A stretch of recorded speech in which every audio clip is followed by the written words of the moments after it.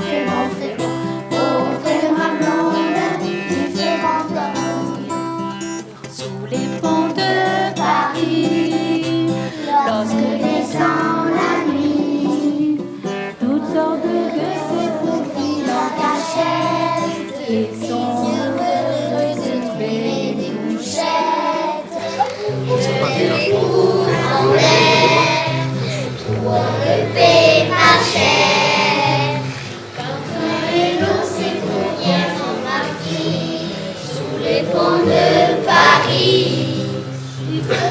C'est une petite, c'est une nana, c'est une nana, c'est une nanite. Elle est belle et charmante, c'est comme un oiseau qui chante. Je l'aime la petite bourgeoise, ma tonquille, ma tonquinoise. Il y en a deux qui font les douze yeux, mais c'est elle que j'aime le mieux.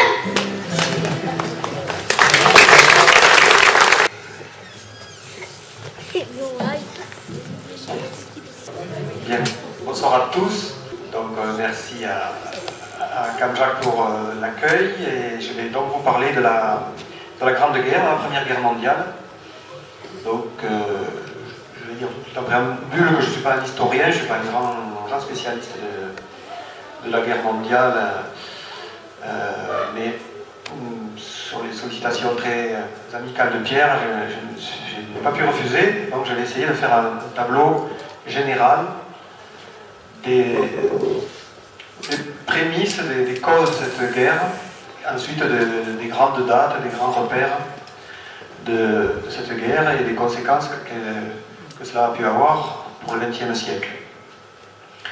Donc je vais parler dans une première partie de la situation en Europe au XIXe siècle.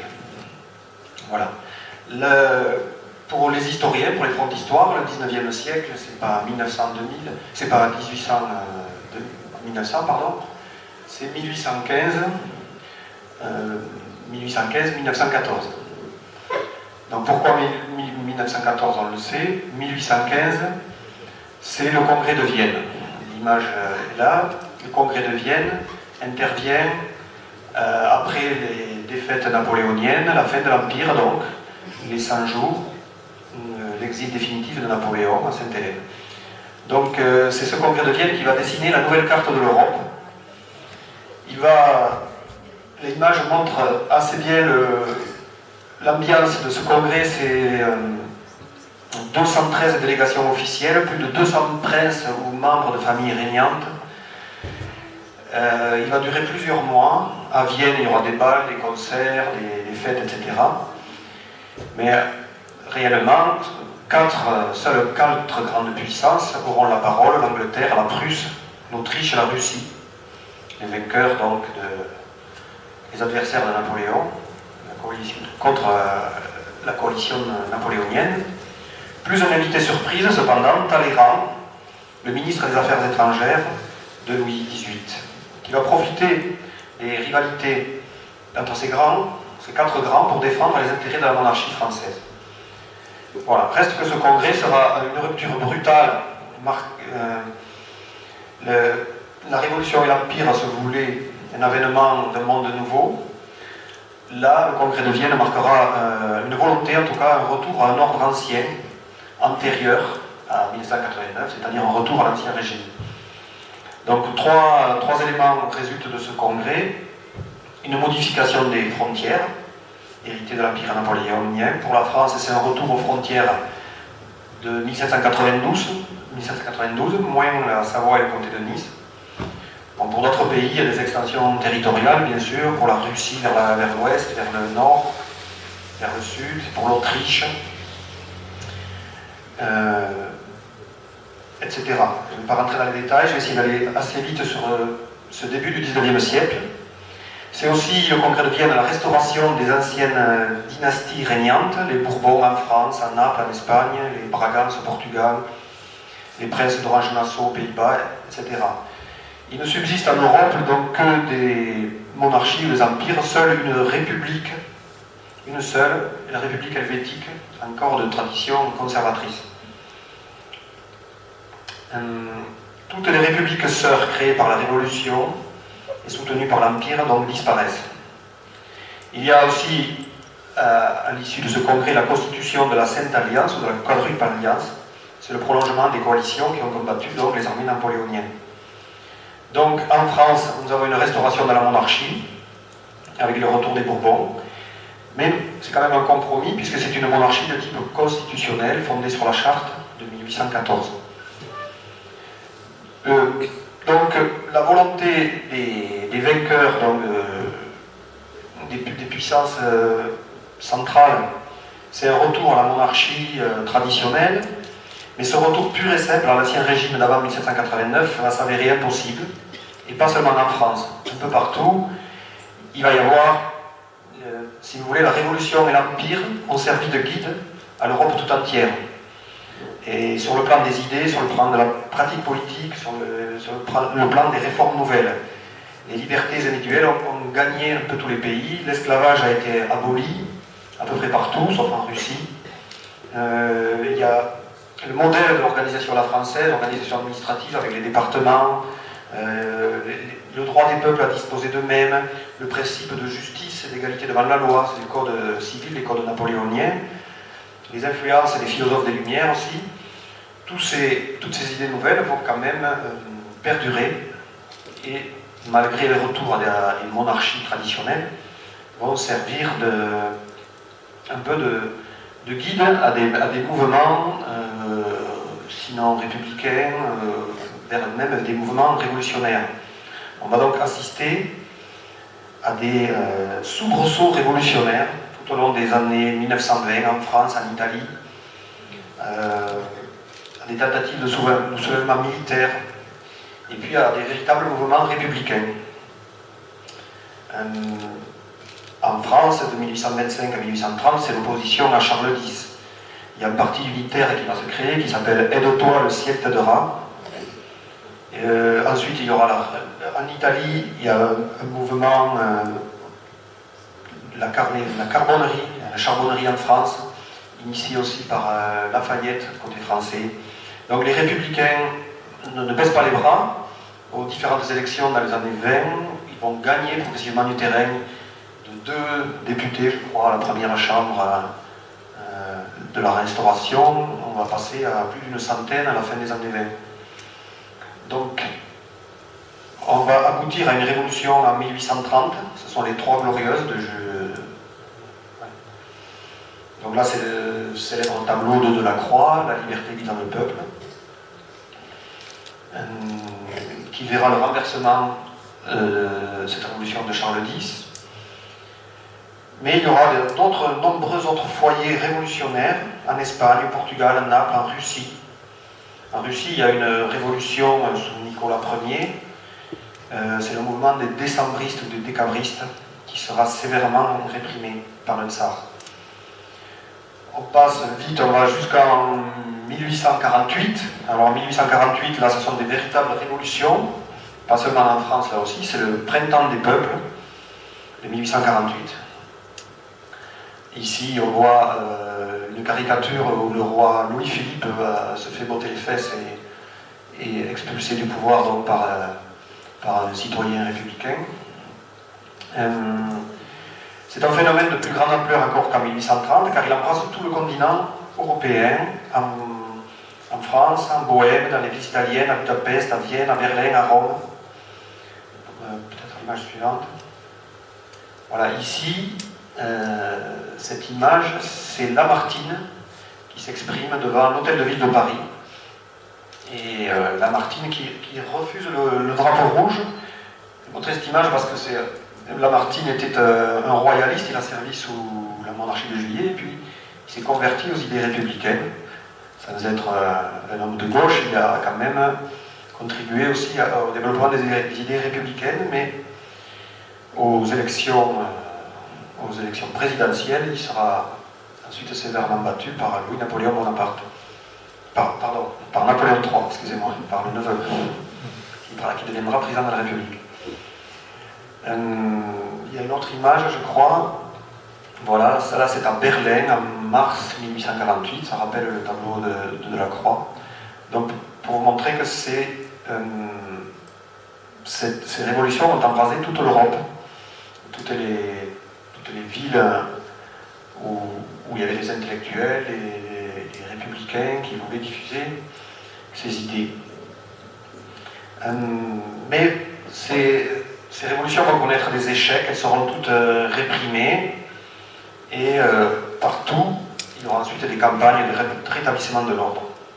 Donc au total, la restauration de l'ordre ancien, la mise au pas des idées révolutionnaires, le maintien du statu quo territorial voulu par Metternich, le chancelier autrichien au congrès de Vienne, va s'imposer au niveau des frontières, au niveau des structures, mais peut-être pas au niveau des idées. Déjà, cette volonté de statu quo européen va être ébranlée par ces mouvements révolutionnaires.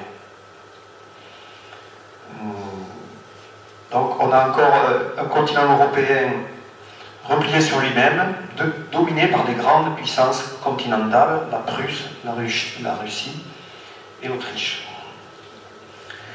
Ensuite, la deuxième partie du siècle,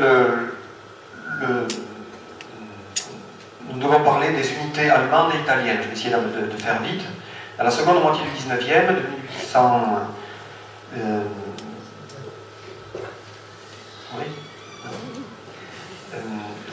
Cette seconde moitié du siècle est marquée par un processus de construction nationale, d'État-nation qui veulent se construire. Donc, certains vont le faire par la guerre, c'est le cas de l'Allemagne, qui n'est pas encore l'Allemagne, qui est la Prusse, qui est une puissance économique et industrielle importante avec les provinces rhénanes. Il y a déjà eu une union douanière qui s'appelait le Zollverein, qui était créée, je crois, en 1828. Cette union douanière va être étendue par Bismarck, puisque Bismarck est le Premier ministre de la Prusse à partir de 1861, je crois, 62, et il sera le chancelier ensuite de l'Empire, du Deuxième Reich, jusqu'en 1890. Donc je disais par la guerre, il va y avoir une guerre au Danemark à propos de la question des duchés, duché du Schleswig-Holstein, Lauenbourg. Là déjà une rivalité austro-prussienne pour l'administration de ces duchés va se manifester. Il y a la volonté claire de Bismarck d'évincer l'Autriche pour imposer l'unité allemande. Cela débouche sur une autre guerre, une guerre austro-prussienne en 1866 et la défaite autrichienne à Sadova le 3 juillet 1966. La paix de Prague qui suit verra Bismarck conforter la confédération de l'Allemagne du Nord avec un président héréditaire, le roi de Prusse, et un chancelier, Bismarck. Il va dissoudre le Reichstag, qui était élu au suffrage universel. Il va garder simplement le Bundesrat. Donc on peut voir que Bismarck déjà a un certain mépris des voix parlementaires.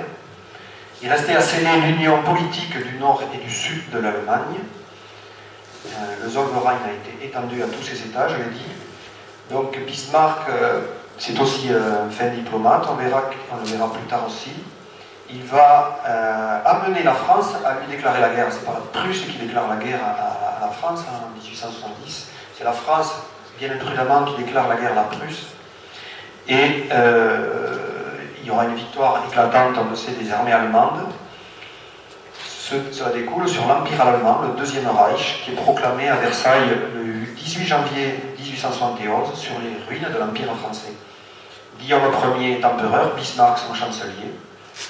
Puis il y a le traité de Francfort où la France cède à l'Alsace et la Lorraine, fait une partie de la Lorraine, et une indemnité lourde de guerre, je crois que c'était 5 milliards de francs or. Dans le même temps, alors il y avait peut-être une photo là, une image. Voilà l'Empire allemand de 1871 à 1918. On voit l'étendue. Dans la légende, il y a les différentes étapes de la construction de cet empire. Donc il s'étend de la Baltique jusqu'à la Suisse. Il comprend donc l'Alsace et la Lorraine. Dans le même temps, nous avons l'unité italienne qui se fait aussi dans le début des années 1860. Donc la situation est différente. L'Italie, c'est des États très différents au début du 19e. Peu indépendants, certains sont sous l'autorité de l'Église, du pape, d'autres sous la domination autrichienne. Certains ont vécu les innovations françaises, le code napoléonien, l'administration française.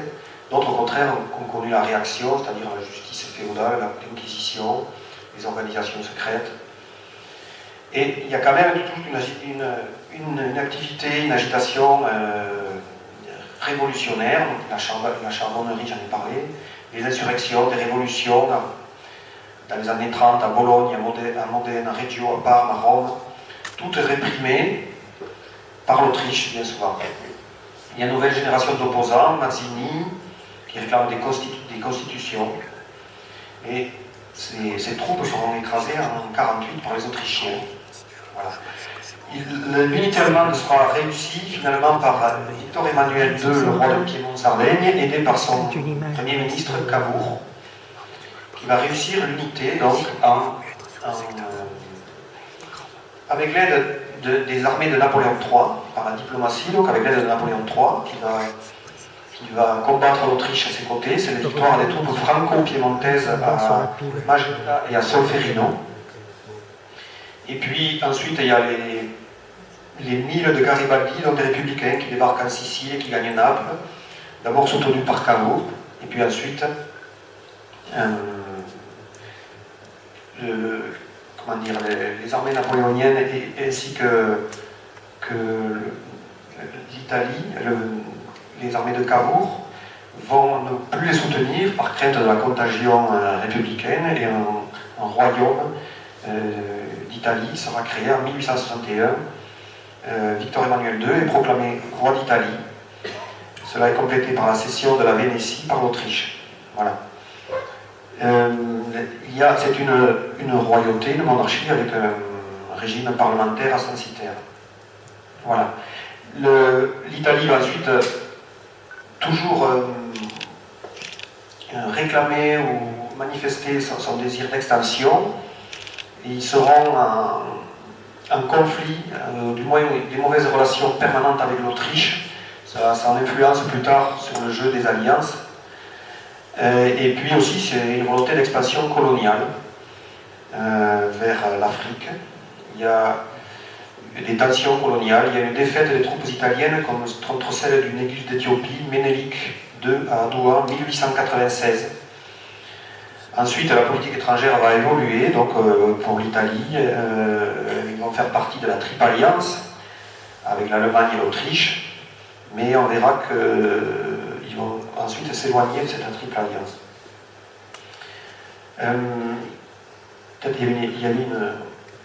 Oui, ça c'est Bismarck et Napoléon III, après la défaite de Sedan. Il y en avait peut-être une avant de Cavour, l'artisan de l'unité italienne. On va parler un petit peu de l'Autriche-Hongrie. C'est une situation complexe que ce vaste empire.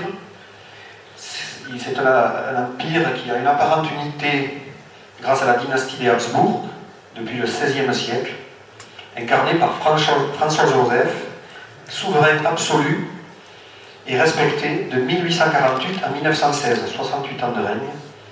Il s'appuie sur une armée aristocratique, l'administration très hiérarchisée et la religion catholique. Il faut noter pour l'Autriche-Hongrie l'importance de Vienne en tant que centre politique, administratif, financier, intellectuel. C'est une ville très peuplée qui bénéficie d'un prestige international. Il y a des artistes, des écrivains, des poètes, des intellectuels comme Brahms, Bruckner, Kafka, Rilke, Klimt, Freud. Donc c'est une ville assez brillante. Mais la défaite de Sadova, on a parlé en 1866, a sonné le glas un petit peu des ambitions autrichiennes de réaliser l'unité allemande à son profit. L'empereur ensuite, François-Joseph, va donc accepter le dualisme, le droit des Hongrois de se gouverner librement. C'est un gouvernement fédéral qui va être mis sur pied. De plus, pour l'Autriche-Hongrie, ça sera un des facteurs de division, de contestation plus tard dans les Balkans.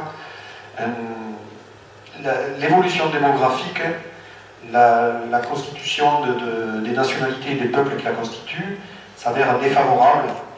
Sur environ 40 millions d'habitants, il y a moins de la moitié qui sont des Autrichiens ou des Hongrois, qui sont de la langue germanique ou hongroise. Il y a des Slaves, 18 millions de Slaves, des Roumains, d'autres peuples, des Italiens. Il y a des idées nationalistes qui progressent, des nations historiques comme les Tchèques, les Croates, les Polonais, qui sont un peu privés de nations à ce moment-là, et des peuples de tradition nationale plus récentes, les Slovaques, les Slovènes, les Ruthènes. Alors les Ruthènes, ce n'est pas les habitants de Rhodes, les Ukrainiens d'Autriche. Plus le cas de la Pologne, qui est un glorieux passé national et qui se trouve démantelé entre la Prusse, l'Autriche, la Russie. Voilà.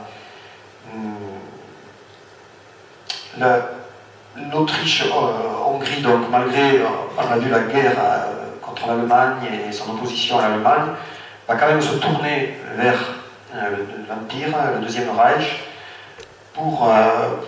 parce que ça s'avère utile pour elle, pour freiner les velléités séparatistes des Roumains de Transylvanie, des Italiens du Trentine et de Trieste, pour envisager une expansion vers les Balkans. Bref, l'appui vers Berlin va se révéler utile, et donc une entente avec cet empire aussi. Voilà, il faut qu'on parle bien sûr de la situation dans les Balkans, à la fin du 19e, et des alliances aussi qui découlent de tout ce contexte géopolitique. Donc en principe, en 1860... Alors, c'est qu'on en est là. Oui, non, ça c'est... Voilà. Alors... Oui. Non, c'est bon, pour le moment, je te dirai, si j'ai un peu perdu le fil des photos. Ils sont là, voilà. Hop. Donc la situation dans les Balkans, elle est assez complexe. C'est en 1871, en principe, la plus grande partie des territoires du sud-est européen relève de l'Empire ottoman. Voilà. Et celui-ci, dans les faits, a déjà dû admettre des reculs. Il y a de nombreuses nations qui ont des velléités séparatistes, voire d'indépendance. Donc, par exemple, la Grèce, qui a déjà mené une guerre d'indépendance en 1829, la Bulgarie, la Roumanie, la Serbie, bien sûr, et tous ces pays ont besoin pour obtenir leur émancipation, leur indépendance, de l'appui de grandes puissances.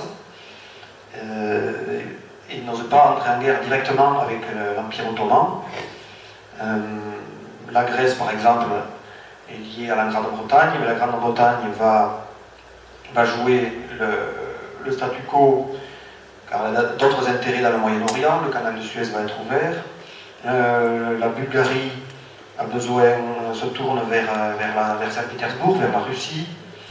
La Serbie veut rassembler tous les Slaves du Sud.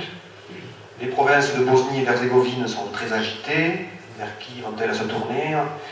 Bref, tous ces dirigeants des Balkans espèrent libérer leur pays en obtenant le maximum de territoire, mais cela dépend du bon vouloir des grandes puissances. Donc ces territoires ottomans d'Europe du Sud-Est sont peuplés de chrétiens, ce qui fait que les tensions sont de plus en plus vives. Vers les années 1875, l'Empire ottoman s'affaiblit encore, il y a une banqueroute de l'Empire ottoman, les troubles intérieurs éclatent, il y a en plus le mouvement jeune turc qui s'oppose au sultan, des insurrections de maquis éclatent un peu partout, en Bosnie, en Bulgarie, voilà. En Bulgarie, il y a notamment une révolte qui verra une répression du sultan en 1876. L'armée ottomane va même être suppléée par les fameux Bashir-Bouzouk, venus d'Asie, du Caucase, qui vont réprimer avec violence et cruauté cette révolution. Ça va même entraîner une émotion de l'opinion publique européenne. Victor Hugo va écrire là-dessus. Voilà, les petits États donc, sont décidés à en découdre, mais les grandes puissances sont encore réticentes. Après bien des rencontres diplomatiques entre les grands, Alexandre II, le tsar de Russie, va se décider à une intervention. Il va déclarer la guerre à la Turquie en avril 1877. Donc, là aussi, c'est une autre forme de la fin du statu quo européen voulu à Vienne en 1815. Cette guerre russo-turque verra un règlement provisoire de la question balkanique au profit de la Russie. Donc, qui a combattu pratiquement seul contre les Ottomans. Le clan pan-slaviste, c'est-à-dire tous les pays slaves, triomphe, mais le règlement de cette guerre va mécontenter presque tout le monde. La Roumanie, le Monténégro, la Serbie, la Grèce sont très inquiètes de leurs nouveaux puissants voisins bulgares. La Bulgarie elle-même devient une colonie russe à peine déguisée, ce qui entraîne aussi son mécontentement. Bref, les grandes puissances, Allemagne, France, Autriche-Hongrie, ne peuvent admettre non plus de tels avantages russes jugés excessifs. Donc la situation reste toujours très tendue dans ces territoires des Balkans. Cela sera renforcé plus tard, au début du XXe, en 1908, l'Autriche-Hongrie va annexer la Bosnie-Herzégovine. Donc la Russie est contre les intérêts russes, bien sûr, et contre les intérêts serbes, parce que c'est la Bosnie-Herzégovine est peuplée à majorité de Serbes. Mais la Russie va reculer, humiliée. Elle vient de subir une révolution en 1905. Elle vient aussi de vivre une guerre contre le Japon, où elle a subi une défaite en 1905.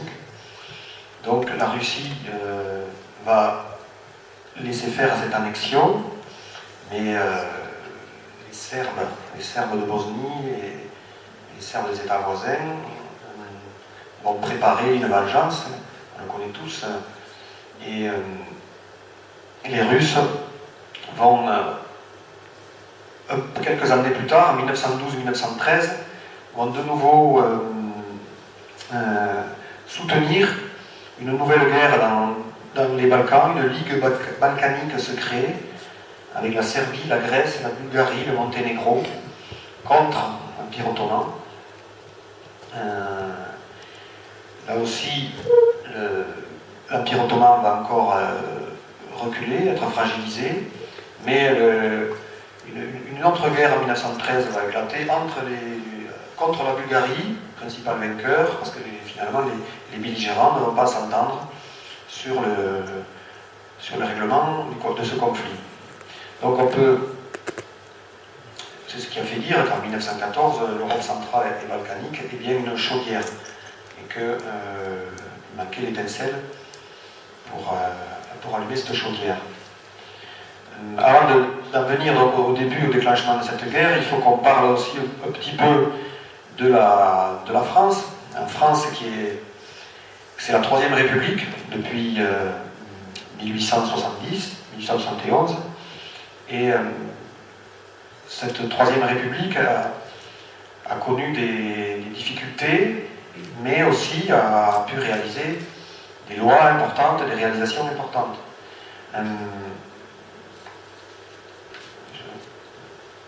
Là, je pense que j'ai sauté pas mal de... Continue. Au revoir. Là, c'est hier. Ah, voilà, le début de la Troisième République, donc les premiers présidents de la République. J'avais un petit truc sur la Troisième République, donc c'est assez connu. Voilà, c'est une république en quête de grandeur qui naît dans la difficulté suite à la défaite contre la Prusse. Alors Thiers, le premier président de la République, s'est converti aux idées républicaines, on va dire, et il a quand même face à lui deux chambres, une majorité donc monarchiste. dans le début des années 1870. Il sera d'ailleurs poussé à la démission. Les monarchistes, les royalistes auraient pu, on pense, restaurer la monarchie, la royauté, mais ils ne se sont pas entendus. Ils étaient divisés entre les légitimistes et les orléanistes. Donc, il n'y a pas eu de retour de la monarchie. Celui qui l'a succédé, c'était MacMahon. Il doit être là, voilà. MacMahon, lui, il était là uniquement pour préparer le retour de la monarchie, d'ailleurs. Il s'est affronté au char. Il y a eu une crise de la République sous MacMahon, une grave crise institutionnelle. Le président MacMahon voulait faire passer des textes, des lois, la Chambre s'y opposait. Il a décidé de dissoudre une nouvelle fois pour avoir une majorité. Et c'est là que Gambetta, je crois, a déclaré nous étions 300, nous reviendrons 400, en parlant des républicains. Et effectivement, ils n'étaient pas 400, mais il y a eu une majorité républicaine. MacMahon a dû s'incliner, a dû démissionner à son tour. Celui qui l'a succédé, c'est Jules Grévy. Voilà. Et lui, il a tout de suite déclaré que jamais il ne s'opposerait à la volonté de la majorité des voilà. C'est un peu la constitution Grévy, on appelait ça la constitution Grévy, qui fait qu'on a eu des présidents de la République successifs, finalement, qui avaient des pouvoirs limités. C'est la majorité des présidents de la 3e et de la 4e aussi, République, selon leur personnalité, mais n'ont pas eu une grande influence sur la vie politique française. Dans l'histoire de la 3e République, d'ailleurs, il y a certains, on ne les connaît pas tous, on ne sait pas ça encore, mais il y a eu des présidents qui ont été assassinés, je crois, comme Sadi Carnot, il y a des présidents qui ont dû démissionner, comme Jules Grévy, il a dû démissionner à la suite d'une affaire, d'un scandale. Il y en a même un, je crois, qui meurt dans les bras de sa maîtresse, etc. Au moment de... C'est Félix Faure. Au moment de la guerre, du début de la guerre de 14-18, c'est Raymond Poincaré, le président de la République. Pas Henri. Henri, c'est le mathématicien, son cousin, je crois. Henri Poincaré. Et donc, cette République a quand même s'est affermie, surtout dans les années 80, 90, 1900, par des lois importantes, des lois sur l'enseignement, des lois sur la gratuité de l'enseignement primaire, etc., sur les lois sur l'économie, sur les syndicats. On a aboli la loi Le Chapelier, il y a eu des lois aussi très importantes sur la séparation de l'Église et de l'État. Jules Ferry, qui était président du Conseil, s'est fait le chantre de la mission civilisatrice de la France et il a conduit une politique coloniale. La République a aussi affermi ses bases morales. Les deux chambres qui siégeaient jusque-là à Versailles s'installent à Paris. La prise de la Bastille est déclarée fête nationale. Les funérailles de Victor Hugo au Panthéon donnent l'occasion d'encenser les gloires républicaines. Donc c'est une république qui a quand même des belles réalisations à son actif, mais qui connaîtra aussi des crises. On connaît les crises du boulangisme, le général Boulanger qui a été démis de ses fonctions et qui a bénéficié d'une grande popularité et qui a failli donc s'emparer du pouvoir. Il y a eu des scandales, la compagnie du canal de Panama par exemple qui a entraîné la ruine de nombreux souscripteurs et puis des hommes politiques qui ont été discrédités. Même Clémenceau a été touché par cette affaire de Panama. Il y a eu l'affaire Dreyfus, bien sûr. Voilà. Pour la Troisième République. Alors, enfin voilà, c'est une république qui va durer jusqu'en 1940, oui. Mais les gouvernements successifs vont se faire et se défaire au gré des majorités, au gré des coalitions, des retournements, et il y aura des débats entre les socialistes et les radicaux socialistes, les républicains plus ou moins libéraux, conservateurs, etc. Des débats passionnés. Voilà. Il faut aussi que nous évoquions les questions coloniales comme facteur important de déclenchement de la guerre. En 1885, à Berlin, a eu lieu une conférence, je retrouve, en fait, qui était là pour le partage de l'Afrique entre les puissances européennes. Donc une notable partie de l'Afrique centrale, le Congo, se verra octroyée au roi des Belges, Léopold II, mais les questions coloniales vont faire l'objet de rivalités incessantes. La Grande-Bretagne, entre la France et la Grande-Bretagne, entre la Grande-Bretagne et l'Allemagne, entre la France et l'Allemagne. Donc tous ces différents coloniaux ne vont cesser de s'accroître, entretenant par là même des tensions entre les métropoles. Voilà. Il y a eu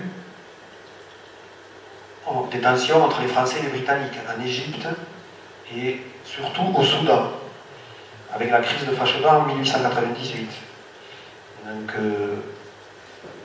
pour résumer, à cette époque-là, il y a une colonie, pas une colonie, une expédition française qui devait rejoindre de l'Afrique équatoriale vers Djibouti, je crois, qui a rencontré une colonne britannique qui faisait le lien entre le sud de l'Afrique du Sud, vers l'Égypte.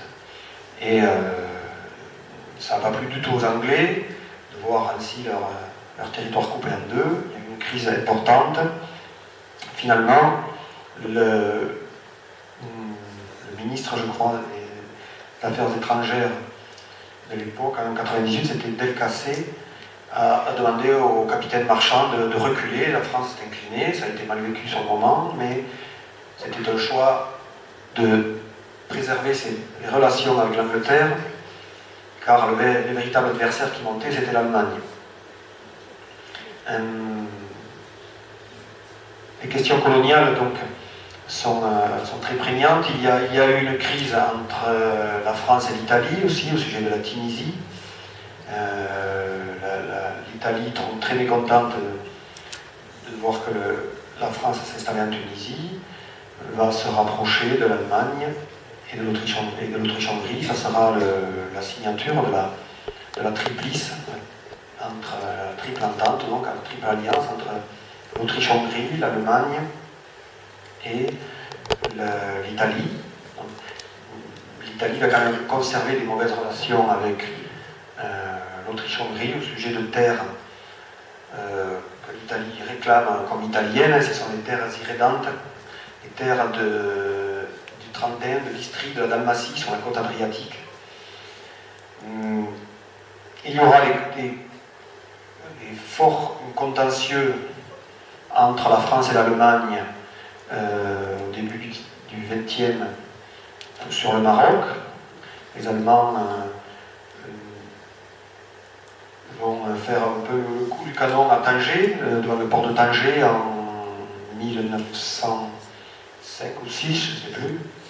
Et il s'en suivra une conférence à Algésiras où finalement le Maroc sera confié sous protectorat de la France et de l'Espagne.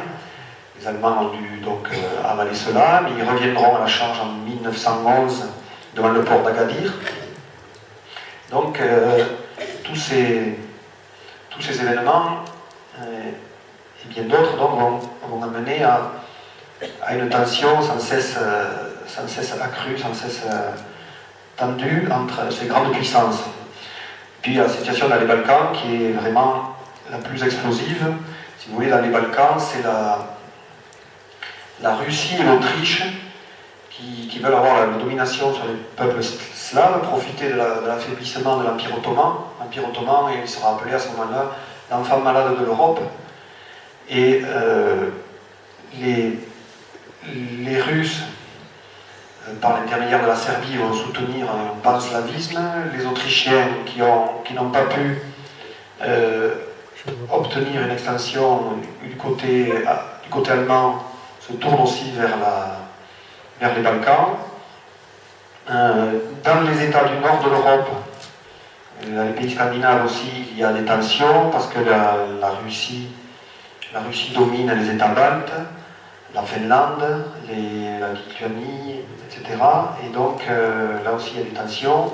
Il y a surtout des idées dominantes en Europe, dans tous les pays d'Europe, qui s'habituent à cette idée de guerre. Les idées nationalistes qui progressent et qui représentent elles aussi un explosif. Les mentalités des populations commencent à s'habituer peu à peu à cette idée de guerre, en raison des crises régionales ou internationales qui se multiplient depuis 1905. Donc,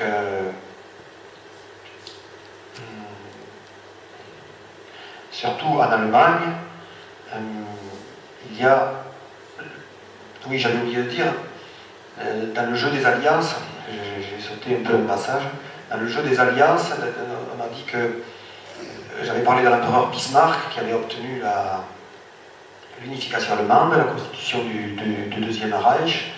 Dans les années 1880, le chancelier Bismarck réussit à construire un système d'alliance extrêmement complexe où il manifeste son génie diplomatique.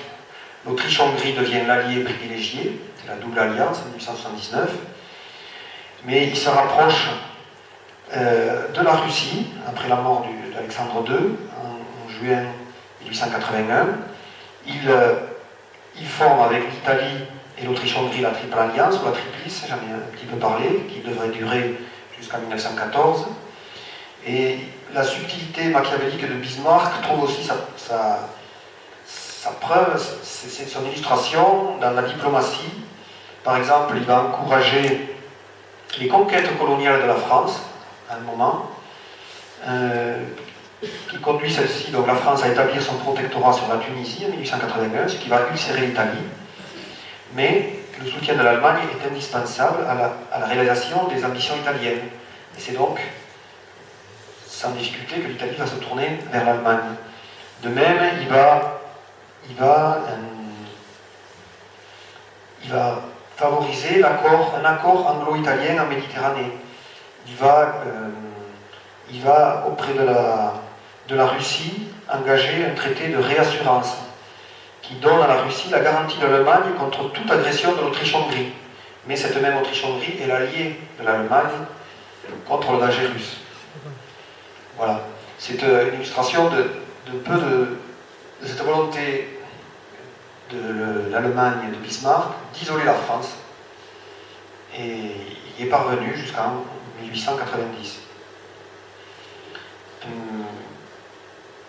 Par contre, ensuite, il va y avoir un renforcement des alliances, un peu un changement des alliances à partir des années 90. Guillaume II succède à Guillaume Ier. Bismarck sera évincé du pouvoir et il va vivre assez longtemps pour voir un peu la destruction de son système. Et la France va rompre donc son isolement diplomatique en plusieurs étapes.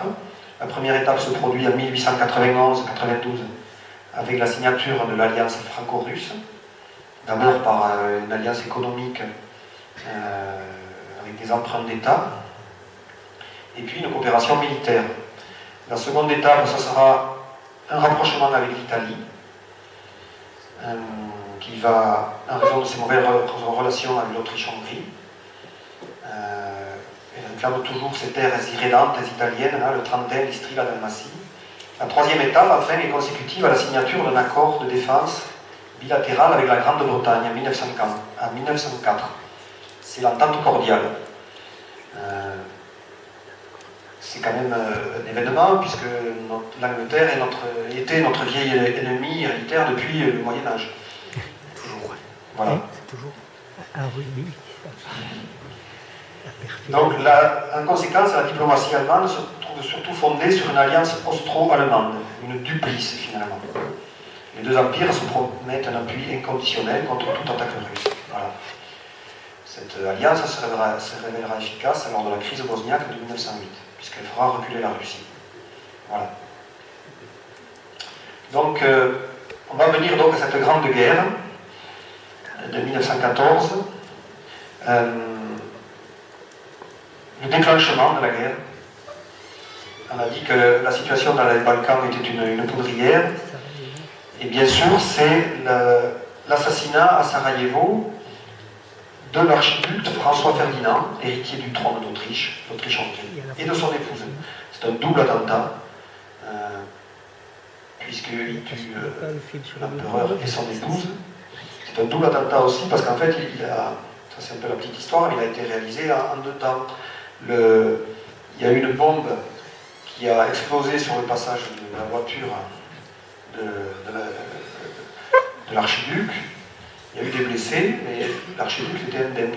Et puis il a décidé de se rendre au chevet de ses blessés, des blessés de son convoi, donc, à l'hôpital de Sarajevo. Et sur le chemin, en plus son chauffeur s'est trompé d'itinéraire, sur le chemin de l'hôpital, il y a un jeune nationaliste serbe, Gavrilo Princip, qui a reconnu l'empereur et qui lui a tiré dessus et qui l'a abattu, ainsi que son épouse. Voilà. Donc, à partir de cet attentat, de ce double attentat, il y a une escalade, le jeu des alliances, au lieu d'être un frein ou un élément modérateur, au contraire, va être un amplificateur, un accélérateur vers la guerre. Cet attentat commis par Gavrilo Princip, il appartenait à une organisation secrète, la Main Noire, dirigée par un colonel, directeur du service des renseignements. Et il s'agissait pour les Serbes de Bosnie de punir l'Autriche donc pour l'annexion forcée de la Bosnie-Herzégovine. C'était en plus le 28 juin, un jour considéré par les Bosniaques comme l'équivalent de leur fête nationale. Donc à l'espace de quelques semaines, entre le 28 juin et les 3 et 4 août 1914, les puissances européennes vont mobiliser les unes après les autres et entrer en conflit. Après que l'Autriche ait déclaré... Alors non, j'en suis une photo. S'il y a des cartes peut-être à voir. Voilà. Alors là, voici la carte des régimes politiques de l'Europe de l'avant-guerre. Ça, c'est les régimes politiques, c'est pas les alliances. Donc il y a des régimes démocratiques et des régimes qui le sont moins. Je ne sais pas si vous y voyez. On voit l'Autriche-Hongrie qui est un peuple composé de nombreuses... une nation composée de nombreuses nationalités. Donc l'image suivante. Voilà, ça c'est les alliances avant le conflit, les alliances théoriques avant le conflit, donc les 2 blocs, les 2 triple ententes et triple alliances. Et puis, ensuite, à l'image suivante, c'est les alliances effectives, une fois que le conflit va éclater, que la guerre va démarrer. Donc on voit on va le voir, que l'Italie a finalement changé de camp, que l'Empire ottoman, la Bulgarie vont rejoindre les puissances centrales. Et on voit aussi que on voit un petit bout, mais les colonies vont aussi être partie prenante dans les opérations militaires. Voilà. Alors bon, il serait peut-être long et fastidieux de faire tout le récit d'un conflit très documenté, quelques petits livres là, mais il y a de nombreuses, évidemment des ouvrages, une bibliographie très abondante sur cette guerre, sur les opérations militaires. Il faut en retenir, je pense, 3 phases importantes. C'est dans les premiers mois de la guerre, c'est-à-dire les derniers mois de l'année 1914, une guerre de mouvement, où d'ailleurs les principaux belligérants envisageaient une guerre rapide et courte. Et puis, à partir de l'année 1915, puis 1916-1917, une guerre de position, la guerre des tranchées, Et puis enfin, en 1918, de nouveau, une guerre de mouvement qui aboutira au dénouement. Donc, avant de peut-être de parler des premières opérations militaires, il faut parler de la mobilisation des forces en présence.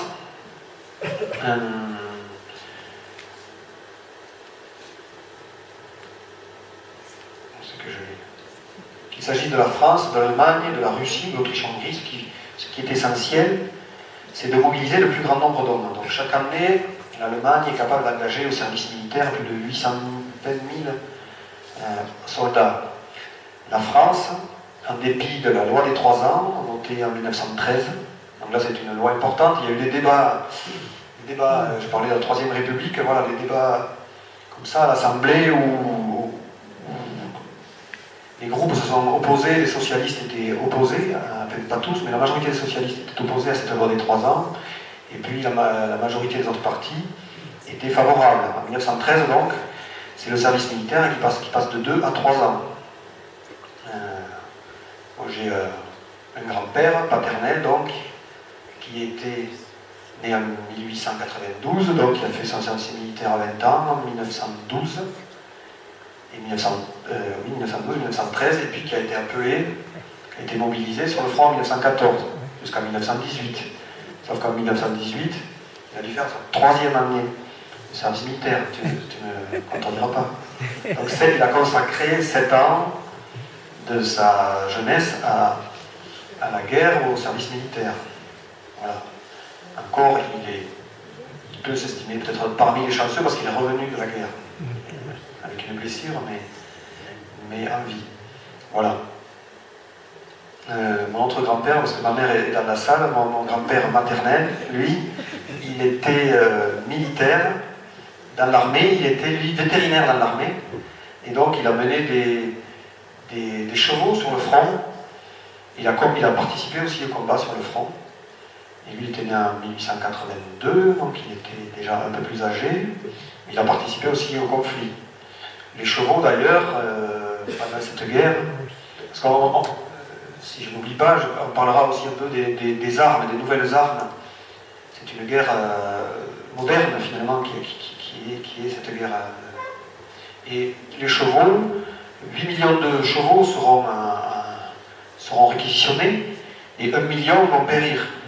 Ce sont finalement des animaux qui ne seront pas adaptés, ils seront fauchés très vite par les mitrailleuses, par l'artillerie lourde des 2 camps. Voilà. Ensuite, concernant les mobilisations, peut-être j'en dirai un mot plus tard, mais il y a eu les industries de guerre qui ont dû tourner à plein régime. Il y a eu des efforts de guerre qui ont dû être demandés par des efforts de financement, ce qui a entraîné là aussi des débats à l'Assemblée, du côté français, dans les autres pays aussi. Il faut quand même souligner qu'à partir du début du conflit, il s'est fait une certaine union sacrée. Chaque fois que les efforts de guerre supplémentaires ont été demandés, il y a eu une relative unanimité au sein du Parlement pour soutenir son armée. Voilà. Donc je reviens à... Enfin, nous allons commencer la guerre, donc. Peut-être l'image suivante, je ne sais pas où on en est.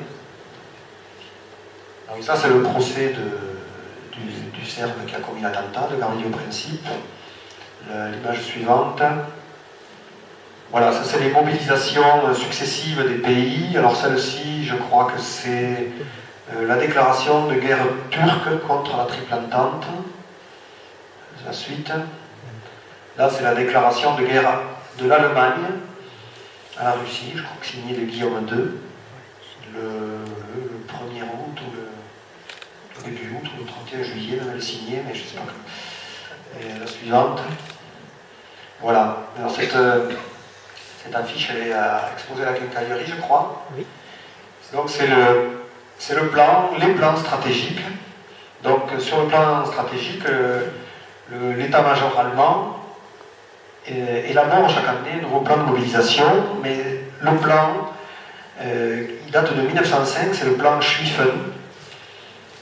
Et donc, qui prouve que 1905, c'est l'Allemagne s'est préparée quand même à la guerre depuis fort longtemps.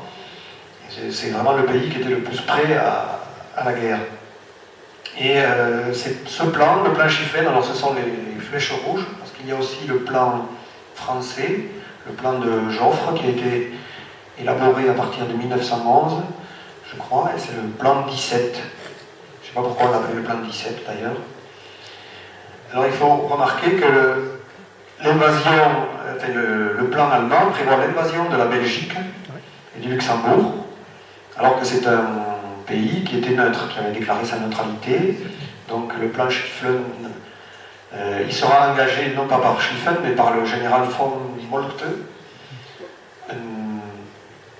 Et les Allemands, en menant cette offensive, vont violer donc la neutralité belge. Et leur plan, c'est donc de contourner les armées françaises qui vont s'engager en Lorraine, vers l'Alsace, vers les Vosges, pour aller vers la Marne, ensuite, au lieu d'aller sur Paris, de les contourner pour les prendre à revers par le sud-ouest. Ce plan, Schlieffen, donc, élaboré depuis 1905, il implique, de la part de l'état-major allemand, que donc, du côté du front russe, l'armée russe qui comprend, je ne sais pas si je l'ai dit, qui est la plus importante à Hanau, qui peut mobiliser facilement plus de 1 300 000 soldats, mais qui va être long à se mettre en route. Donc l'état-major allemand table sur une avancée rapide à travers la Belgique et puis les Flandres, les Ardennes, pour envahir la France, avant que la mobilisation russe prenne pleinement effet. Donc, il y a une poussée allemande donc par la Belgique et le nord de la France, des armées de von Moltke. L'armée française va se replier sous les ordres du général Joffre. Il faut quand même noter la réelle résistance des armées belges qui ont construit des forts qui vont se montrer. Les armées belges, je crois que ce sont des armées de métier.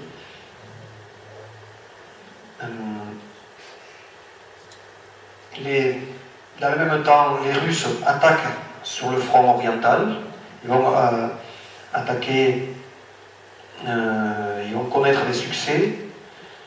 Je retrouve le déroulement des premiers événements de la guerre, mais les Allemands vont être surpris par l'avancée russe et ce sera Hindenburg qui va détacher des divisions supplémentaires sur le front de l'Est et qui va finalement obtenir repli des Russes. Ce sera la victoire de Tannenberg et sur le lac Mazur aussi. Voilà. En ce qui concerne donc la France, les troupes françaises, selon le plan 17, pas de percée, ce sera un échec pour la France, la bataille de Lorraine. Il y aura 20 000 pertes en 2 jours, et 3 et 4e armées françaises vont devoir se replier derrière la Meuse. Les Allemands, par contre, vont forcer au recul toutes les armées françaises au nord.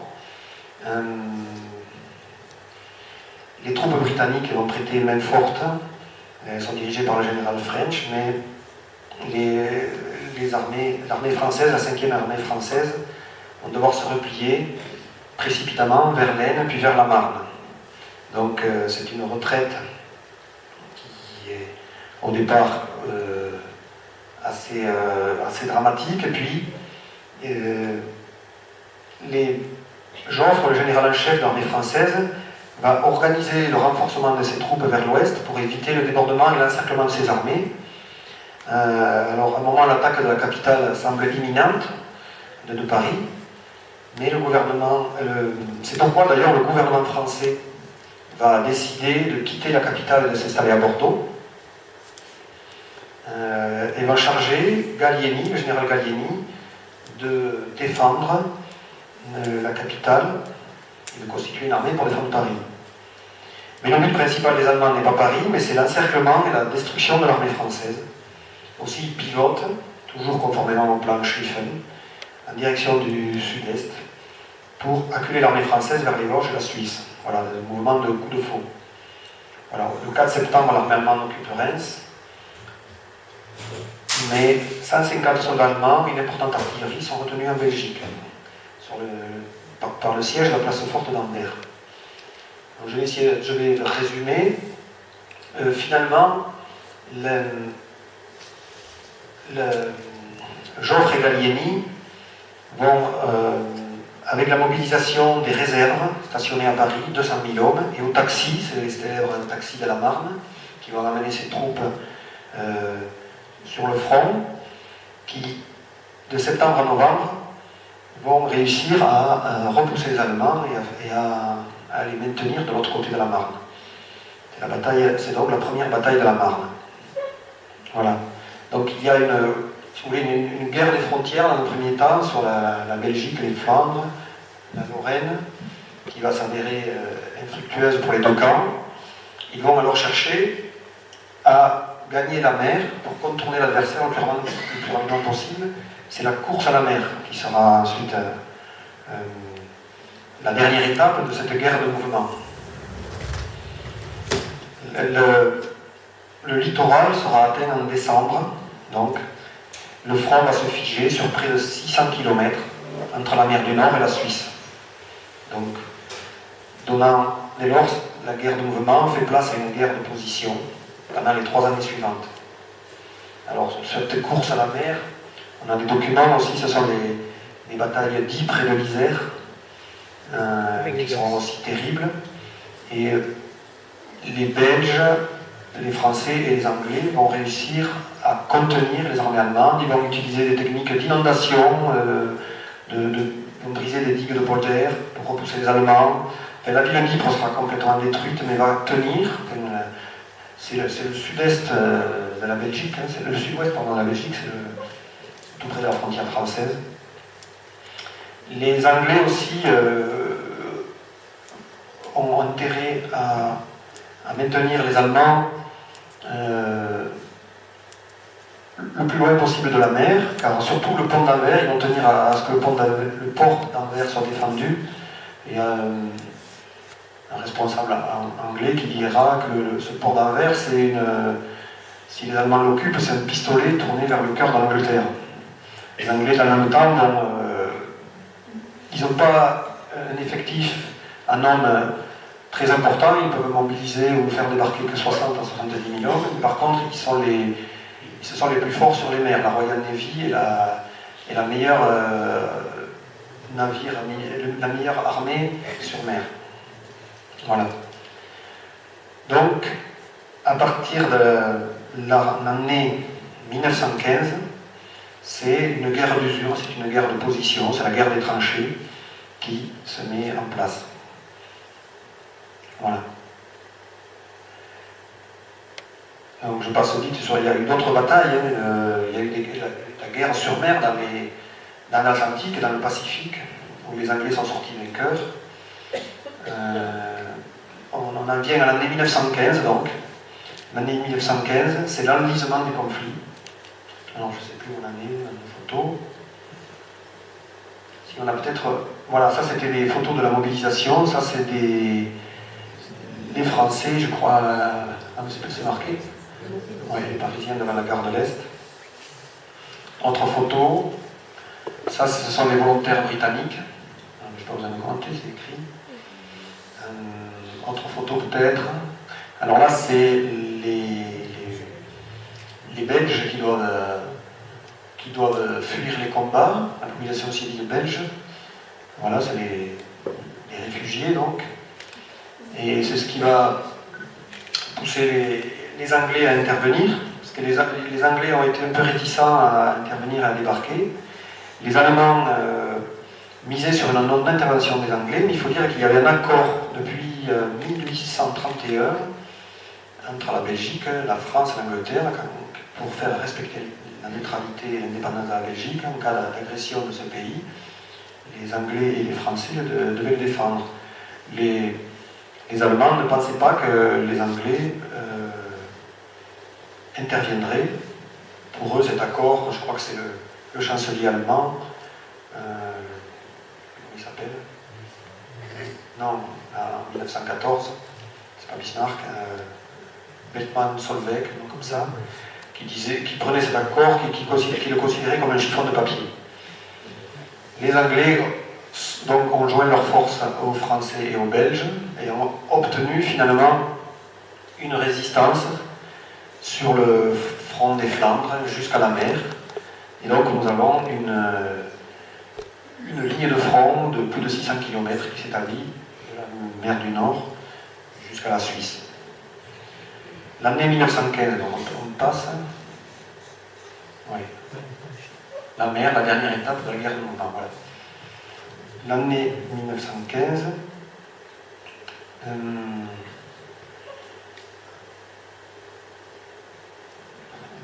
vais voir l'image suivante. Alors ça c'est sur le front de l'Est, c'est les troupes russes. Les Russes à l'Est. Ouais. Donc là ça doit être du côté de Tannenberg. Ensuite, qu'est-ce que j'ai? Oui, la suivante. Bon, c'est déjà les tranchées. On va rester là pour le moment. Donc, l'année 1915. Je ne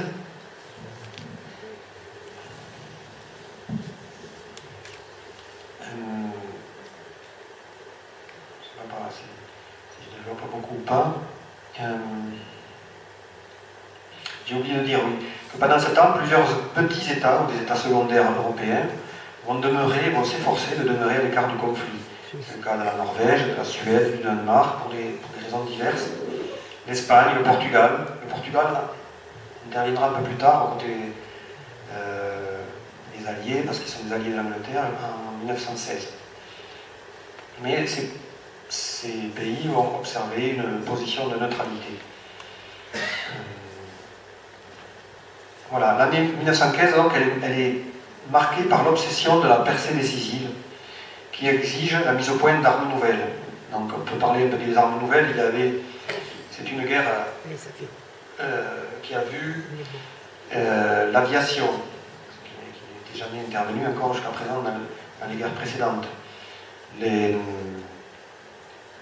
y a une photo, je ne sais pas si elle est là ou ça plus loin. On voit les aviatiques allemands, les avions allemands armés de mitrailleuses. Il y a eu des Zeppelin, c'est des gros dirigeables qui sont venus pour l'observation et aussi pour le bombardement des villes. Les premiers Zeppelin sur Londres, puis sur Paris, ont répandu la terreur parmi les populations.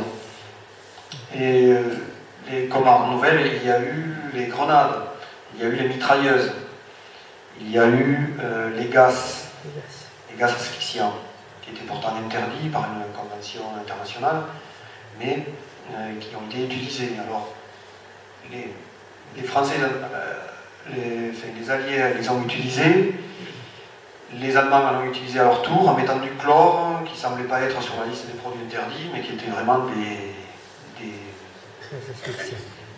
des armes terribles parce qu'elles causaient des morts ou des souffrances terribles. Donc, l'année 1915, l'Allemagne cherche à gagner ce qu'elle a perdu en 1914. De mai à septembre, elle va mener une grande offensive sur le front oriental, sous l'impulsion du général Falkenhayn, qui permet aux Allemands de gagner 150 km sur le territoire russe. La moitié de l'armée russe va être décimée, soit presque 1 million d'hommes. Le reste recule, tentant de reconstituer ses forces.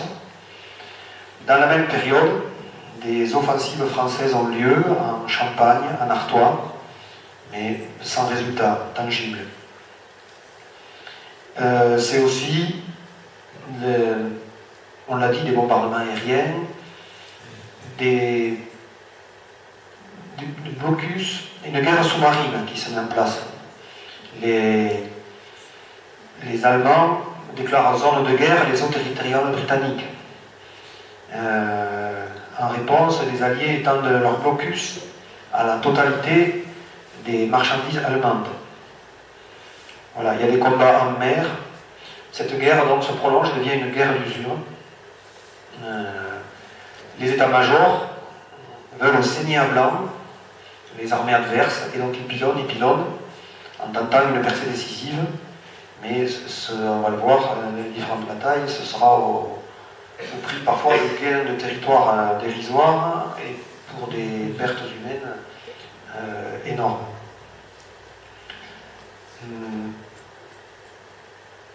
En 1915, comme événement important,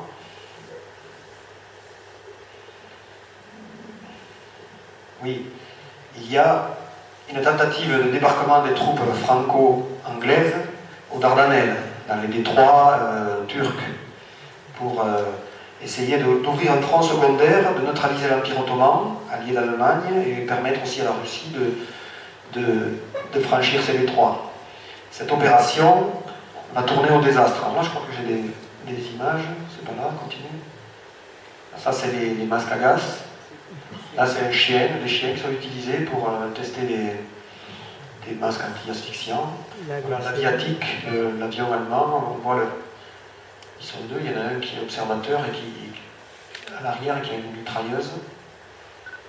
Voilà, ça c'est le débarquement, ou la tentative de débarquement des armées anglaises à Gallipoli, dans les détroits des Dardanelles. Ça sera un échec. C'était l'énigme, c'est l'échec. Qu'est-ce que j'ai sur Gallipoli?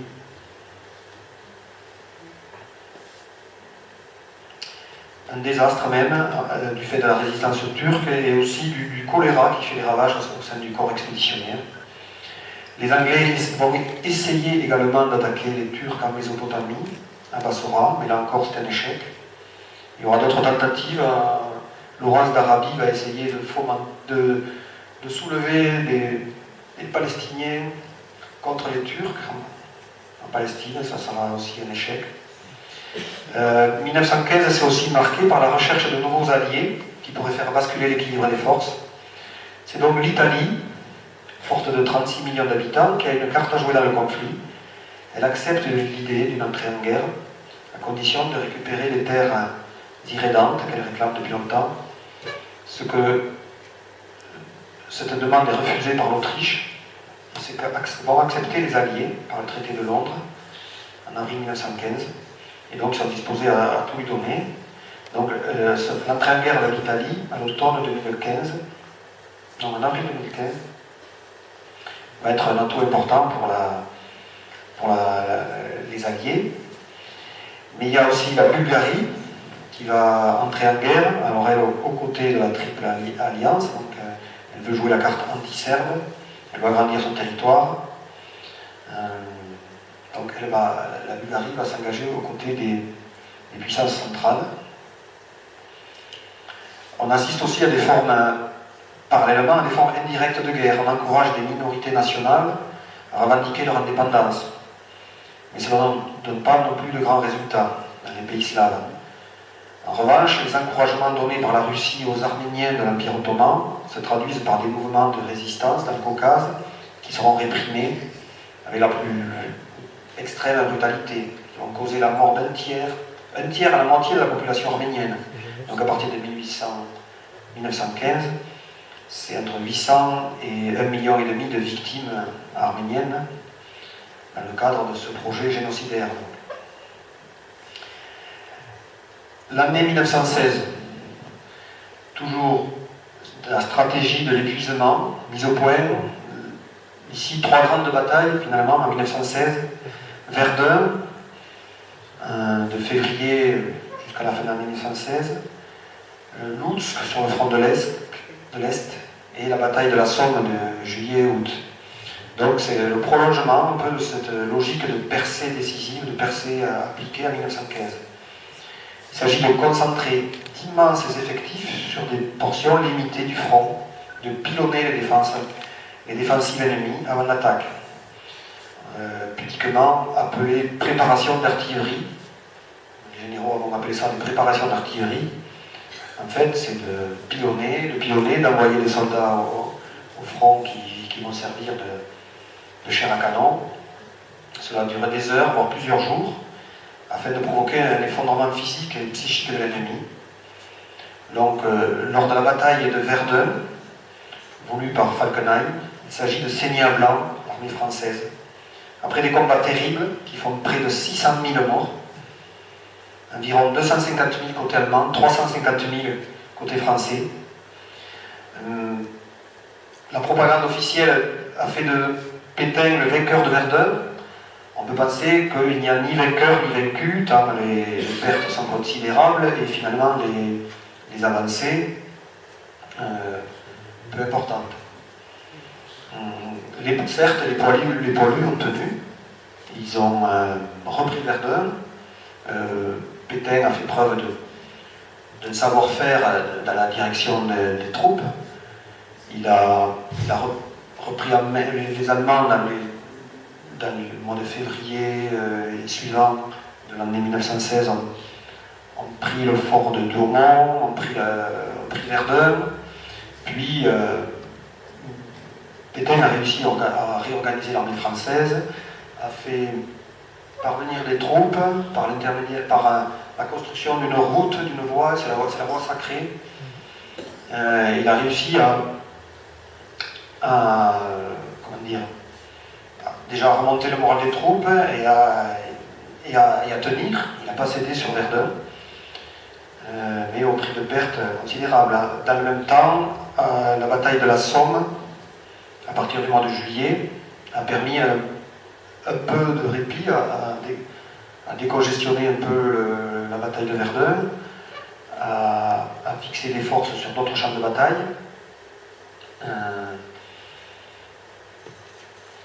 Sur Verdun, il y a une nombreuse documentation.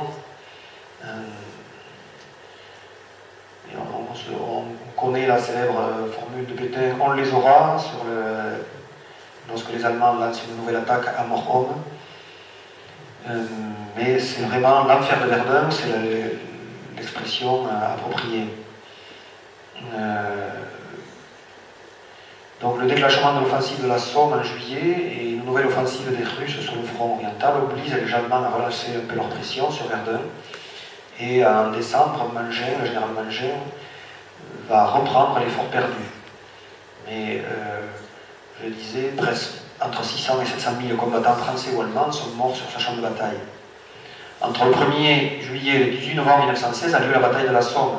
Là aussi, c'est une bataille, une offensive précédée par une intense préparation de l'artillerie. 1,6 million d'obus tombent sur les lignes allemandes. Les Alliés sont persuadés d'avoir liquidé toute résistance côté ennemi, mais le bilan de la bataille de la Somme est très lourd. 650 000 soldats alliés, principalement des Britanniques. 580 000 hommes du côté allemand sont morts de combat, tués, blessés, disparus. Et les troupes alliées n'ont avancé que de 13 km sur un front de 35 km de long. Donc, cette année 1916 sera terrible en termes de pertes humaines. L'année 1917, j'ai oublié de parler de son année 1916 aussi, c'est l'extension de la guerre économique qui se durcit considérablement avec le blocus de l'Angleterre sur l'Allemagne qui provoque des pénuries très dures. Les provisions d'armement sont touchées, les approvisionnements destinés aux populations civiles aussi. L'état-major allemand pense alors enrayer le ravitaillement de l'Angleterre grâce à la mobilisation générale de ses sous-marins, c'est les fameux U-boot allemands qui commencent à torpiller les cargos en haute mer. L'objectif allemand, semble-t-il, c'était de vouloir provoquer une paix séparée avec l'Angleterre. Ils ne sont pas parvenus, mais on verra qu'ils y parviendront avec notre ennemi, avec les Russes en 1917.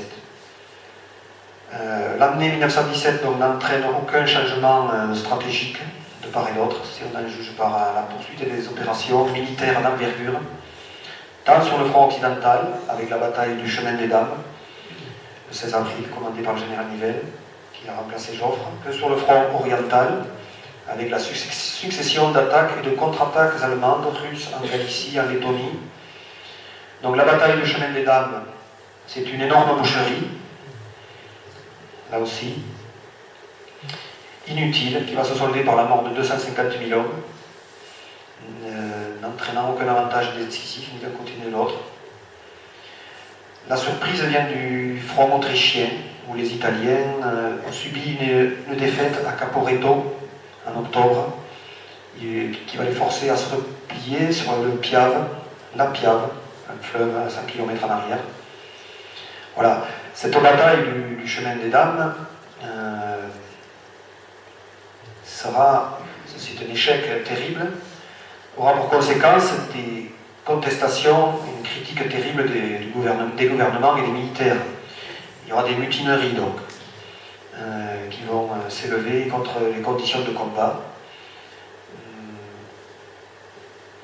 Cela va entraîner des remaniements politiques et militaires.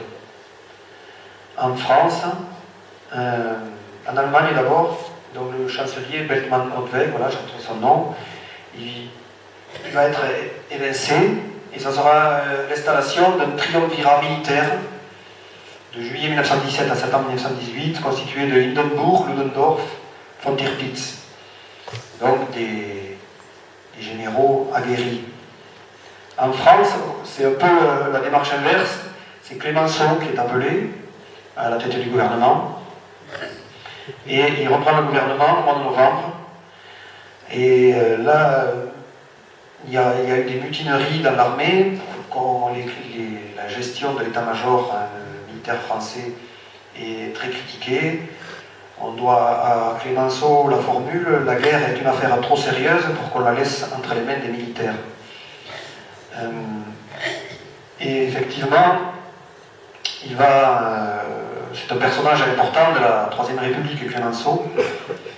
Il a 76 ans, et bien on va le voir présent sur le front, dans les tranchées. On va l'appeler en 1918 le père de la victoire.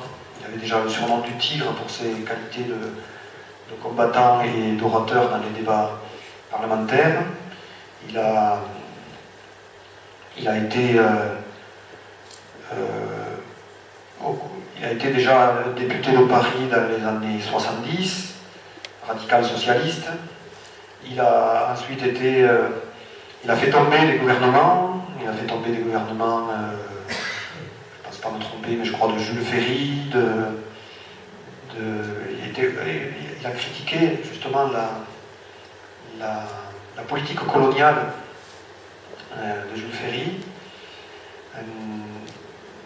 Il a été opposé longtemps à Poincaré, mais Poincaré, le président de la République, mais Poincaré va se trouver pratiquement dans l'obligation de faire appel à Clémenceau, car vous savez, nous sommes sur la Troisième République, il y a une grande instabilité gouvernementale, il a un peu fait le tour, il a un peu usé tous les ministres, premiers ministres auxquels il pouvait faire appel. Donc c'est Clémenceau qui est appelé pour reprendre le gouvernement. En réalité, l'année 1917 devient quand même une année tournant du conflit, car c'est en raison de l'entrée en guerre des États-Unis et aussi de la révolution russe en octobre-novembre 1917, qui va annoncer la neutralisation de la Russie. À partir de là, une course de vitesse va s'enclencher entre les Alliés, qui ne peuvent plus espérer bénéficier du soutien militaire de la Russie sur le front de l'Est, et qui vont attendre bénéficier du soutien militaire américain avant la fin de l'année 1917, voire le début de l'année 1918. de son côté, la Triple Entente va signer une paix séparée avec la Russie bolchevique pour pouvoir transférer vers l'ouest le million d'hommes qui se trouvent sur le front oriental, avant l'arrivée massive justement des soldats américains. Voilà. Je reviens d'un mot sur les mutineries. Je crois qu'il y aura une conférence sur les mutinés, les fusillés pour l'exemple. Bon, il y a comment dire, Pétain là aussi va jouer un rôle. Finalement, il va réprimer. Il y aura des condamnations à mort, des exécutions. Mais parmi les 40 000 mutins, grossièrement, il n'y aura pas de désertion ni de fraternisation avec l'ennemi. Ce sont des soldats qui, on contredira peut-être, ou complétera, mais qui vont rester dans leur cantonnement et refuser de monter en ligne. Et ils vont finalement insulter les officiers qui jugent incompétents. Et les mutins seront punis avec une relative modération par Pétain, devenu général en chef des armées françaises à la place de Nivelle. Il y aura 629 condamnations à mort et finalement beaucoup moins d'exécutions. En comptant les cas de mutilation volontaire, 75 exécutions. 75 exécutions, je ne sais pas si le chiffre est exact. Donc 27 pour acte de mutinerie. Pétain va tenter de mettre fin à ce mécontentement des soldats en améliorant un peu leur vie quotidienne par le repos, la nourriture, le rythme des permissions. Le commandement français n'osera plus lancer des hommes à l'attaque tant qu'il ne dispose pas d'une supériorité absolue en matériel. Ce qui sera le cas plus tard grâce aux Américains et aux chars de combat. Parmi les armes nouvelles, oui, tout à l'heure j'aurais pu mentionner les chars de combat. Alors au début de la guerre, les premiers chars ne sont pas très efficaces, et puis il y aura des chars de combat plus perfectionnés à partir de 1917. En 1917, il y a quand même eu une offensive de l'état-major anglais à Passchendaele, dans les Flandres, mais qui, là aussi, va seulement réussir à amener à une mort inutile plusieurs centaines de milliers de Britanniques et d'Allemands. Voilà. Alors, l'année 1918, alors, au niveau de... Là, c'est les tranchées, là, c'est Pétain. Ah, voilà, ça, c'est cette image de l'oncle Sam, qui appelle à la mobilisation des soldats américains. On les appellera les Samis, les soldats américains, les soldats de l'oncle Sam. La suite. Voilà, là c'est à la suite de la signature du traité de Brest-Litovsk entre la Russie et l'Allemagne, enfin les puissances centrales. L'Allemagne, les territoires gagnés donc par le recul de la Russie, voilà. Cela va permettre, donc, on l'a dit, au l'état-major allemand d'envoyer des hommes sur le front de l'Ouest et aussi d'avoir un approvisionnement en céréales d'Ukraine avec un accès à la mer par la Roumanie. Voilà. Vas-y, voir. Là, on est où? Voilà, là nous sommes en 1918, donc en 1918, donc peut être considérée comme l'année vraiment décisive du premier conflit mondial. Voilà, parce qu'elle entraîne la reprise de la guerre de mouvement et l'offensive des puissances centrales. Et elle se traduit aussi par la victoire militaire, on vient de le voir, de l'Allemagne sur la Russie avec la signature du traité de Brest-Litovsk le 3 mars 1918. Donc cette victoire a des conséquences immédiates sur le rapport de force entre la Triple Alliance et la Triplice. Elle signifie la mise à disposition du Reich des pays baltes, Lituanie, Estonie, de la Finlande, de l'Ukraine. Elle lui donne la possibilité d'utiliser les richesses naturelles, le blé, le charbon, le minerai de fer. C'est le cas également de la Roumanie qui capitule le 5 mars et donne à l'Allemagne un accès direct aux ressources pétrolières. Toutefois, les avantages acquis ne se concrétisent pas vraiment sur le plan militaire en raison de l'incapacité de l'état-major allemand à transférer sur le front occidental la totalité des soldats présents sur le front oriental. et du fait des problèmes logistiques et de désertion massive, parce qu'en Allemagne aussi, parmi les soldats, il y a des mutineries, des contestations. Et dans le même temps, l'arrivée massive de soldats américains débarque à un rythme mensuel de 250 000 hommes. Donc, le gouvernement allemand va se trouver en définitive dans l'impossibilité d'empêcher l'effondrement de l'Empire à partir du mois d'août 1918. Mais avant cela, c'est la seconde bataille de la Marne. Ici, on voit les troupes du général Gouraud sur les ruines d'une église. C'est la seconde bataille de la Marne. Alors, oui, je reviens un peu sur l'entrée en guerre des États-Unis. Ils sont dus, parce que le président Wilson, le président américain, n'était pas un chaud partisan de la guerre. Son congrès non plus. Il y a d'abord eu en 1915, je crois, le torpillage du Lusitania, un navire britannique avec de nombreux civils américains à bord, qui a provoqué l'indignation de la population américaine. Et puis en 1917, il y a eu une certaine maladresse de la diplomatie allemande qui est un peu intervenue dans les affaires américaines, qui a notamment promis au Mexique l'alliance de l'Allemagne contre les États-Unis, avec pour salaire de la victoire le retour des provinces perdues, le Texas, l'Arizona, le Nouveau-Mexique. Donc cette intervention du Kaiser dans les affaires américaines suscite là aussi l'indignation, et le Congrès américain va décider d'entrer en guerre contre les empires centraux. Voilà.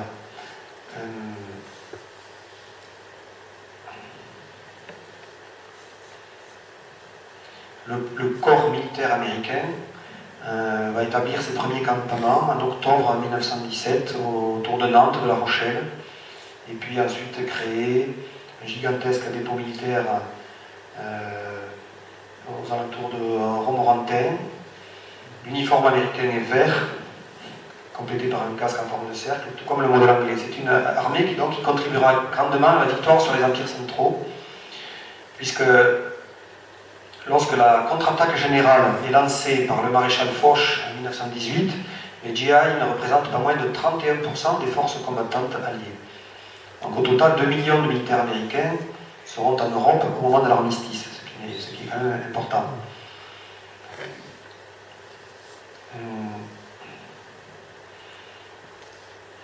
La bataille de la Marne, j'y reviens, cette seconde bataille de la Marne, elle a été quand même longtemps incertaine, son issue. Où c'est que j'en suis là ?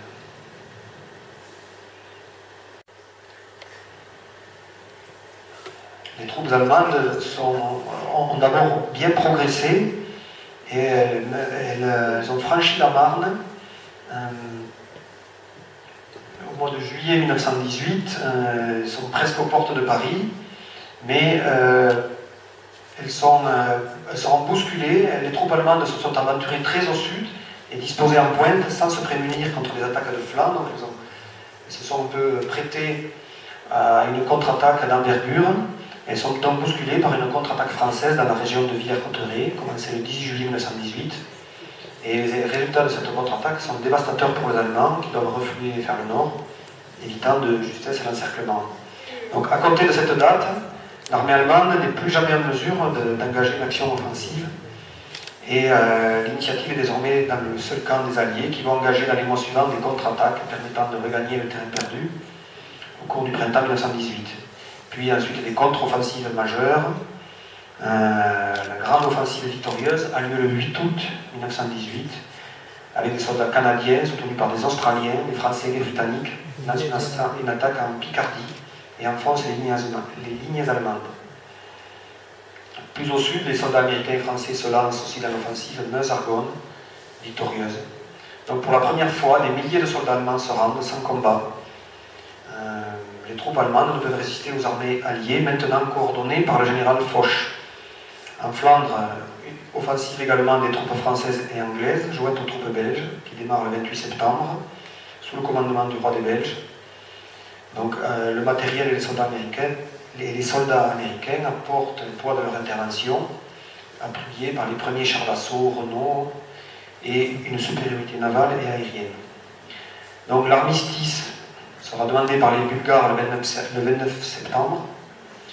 L'armée turque est anéantie par les Anglais lors de la bataille de Megiddo. Les généraux allemands, conscients de la défaite de l'Allemagne à terme, ne songent plus qu'à hâter la conclusion de l'armistice. Ils voudraient le signer avant que l'adversaire ne mesure sa victoire avec exactitude.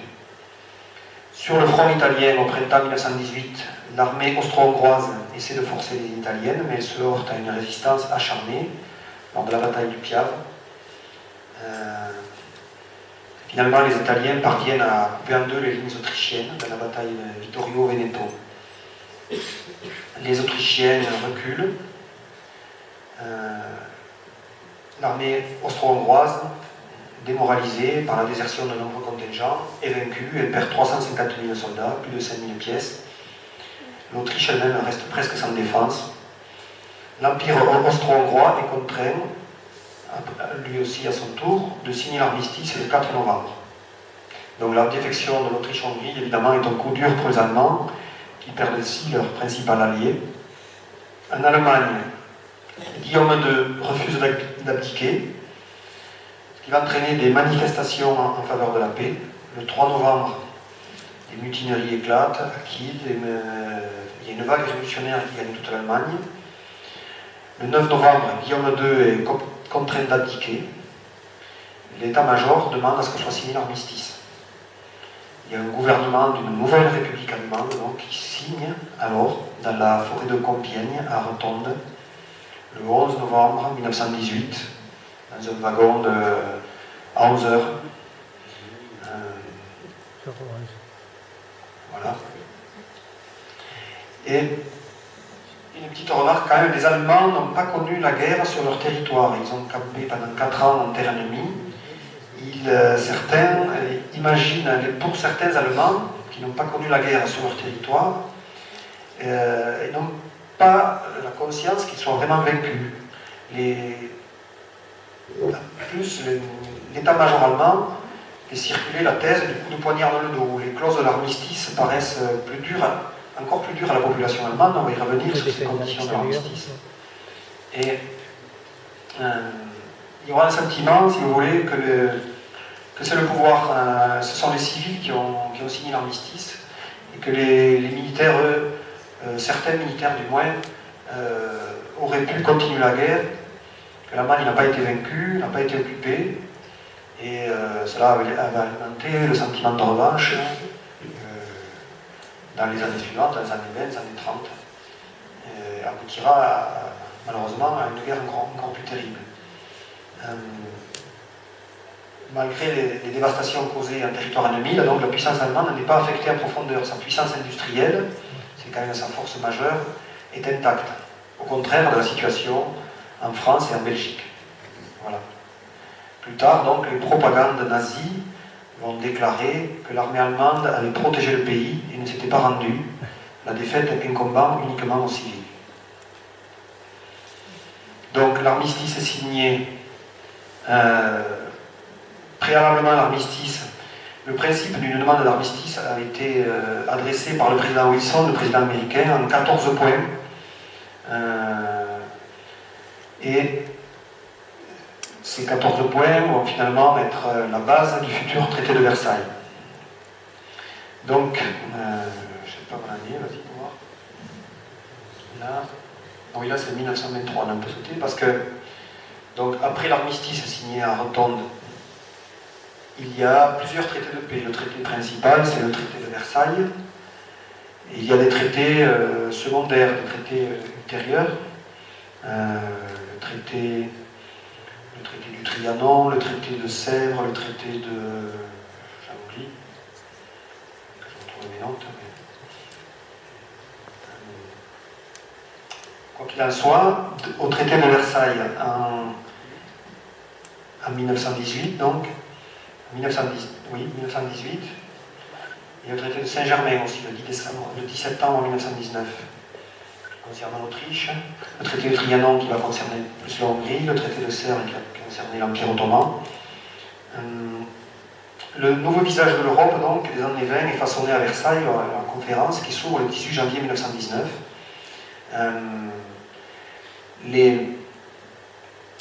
Les représentants des différents pays ont donc à choisir entre deux conceptions différentes de la paix.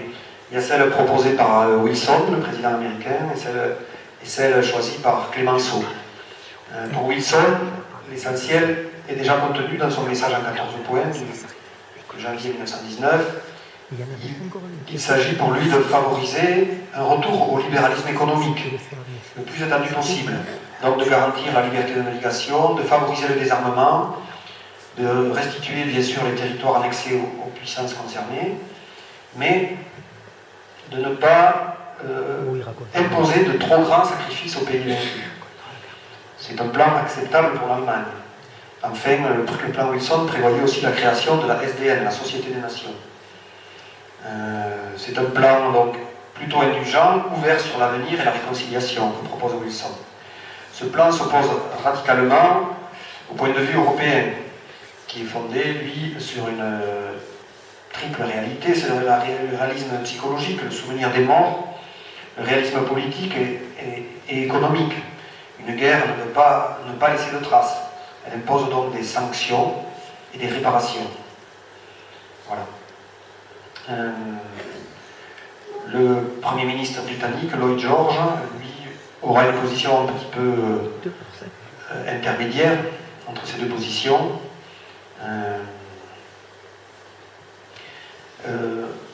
Ce qu'il faut, en tout cas, c'est que pour Clemenceau, sur le plan personnel, il attend deux choses: que la sécurité des frontières françaises soit assurée et qu'il y ait des réparations. Donc le traité de Versailles sera un compromis entre ces deux thèses adverses. Le texte final est soumis à l'Allemagne et imposé sans condition le 28 juin 1919. On l'appellera plus tard le diktat de Versailles. Donc, il comprend trois sortes de clauses: des clauses territoriales, des clauses militaires, des clauses morales. Alors, je vais essayer de conclure. Les clauses territoriales, c'est en fait, je vais parler pas seulement de Versailles mais au sens large. Donc, les conséquences de ces traités successifs, c'est l'effondrement de quatre empires, les quatre empires européens, la Russie, qui a déjà les tsars, la dynastie des Romanov qui est déjà tombée en 1917, le Deuxième Reich, l'Empire allemand, l'Empire austro-hongrois et l'Empire ottoman. Voilà. Et dans le même temps, la réapparition, la renaissance ou l'apparition de nouveaux pays. Donc au centre, l'Autriche et la Hongrie sont séparées, l'une et l'autre deviennent deux États mineurs, privés de tout accès à la mer, encadrés par deux États slaves, les Slaves du Nord qui vont regrouper environ 13 millions d'habitants, les Tchèques et les Slovaques. C'est donc la Tchécoslovaquie, et les Slaves du Sud, Slovènes, Croates, Bosniaques, Serbes, qui unissent leur destinée au sein d'un nouvel État, le royaume de Yougoslavie. Voilà. À l'Est, c'est la Pologne qui ressuscite après une disparition d'environ 115 ans.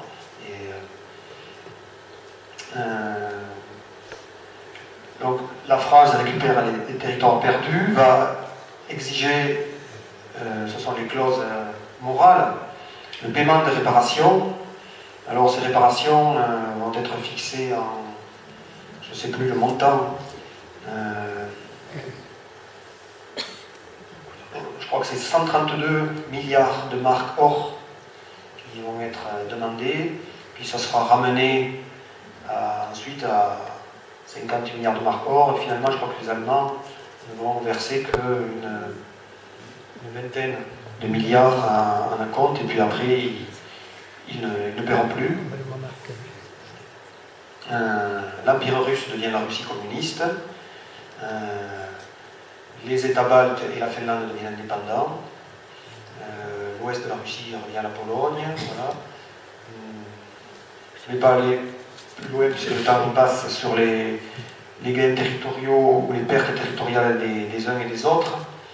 Mais ce qu'il faut peut-être retenir en bilan, en conclusion de cette guerre terrible, c'est que la Première Guerre mondiale a dû mobiliser 70 millions de soldats, a causé plus de 9 millions de personnes qui sont mortes, 20 millions ont été blessés, d'autres événements sont survenus pendant cette période, le génocide arménien, la révolution russe, la grippe de 1918 qui a aussi été aussi dévastatrice.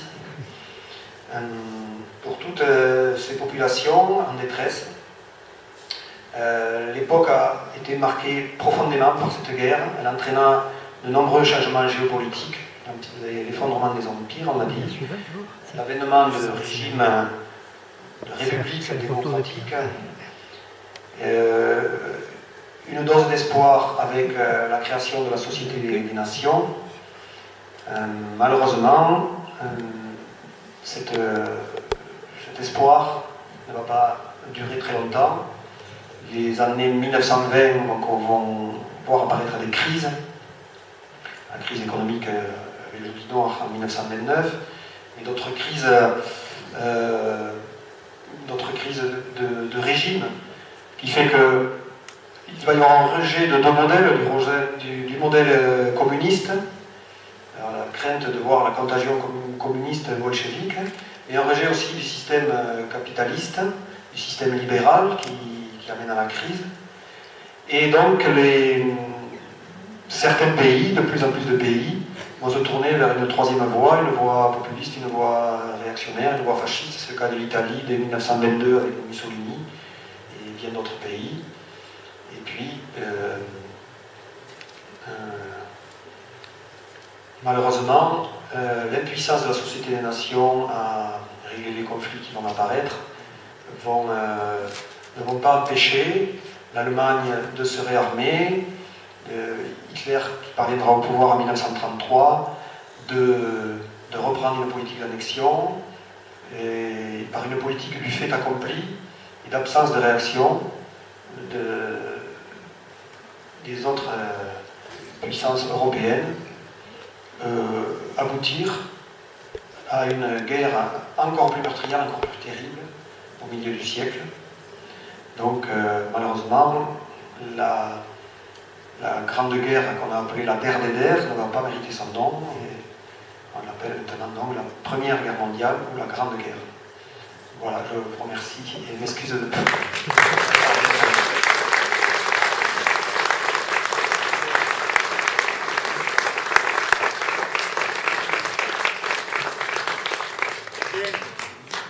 On remercie Pierre pour cet exposé, cette conférence extrêmement documentée. Bon, on voit que la guerre de 14-18 ne commence pas en août et ne se finit pas en novembre, 4 années plus tard, mais qu'il y a des répercussions, et puis il y avait aussi toutes les implications précédentes qui ont fait monter tout ça.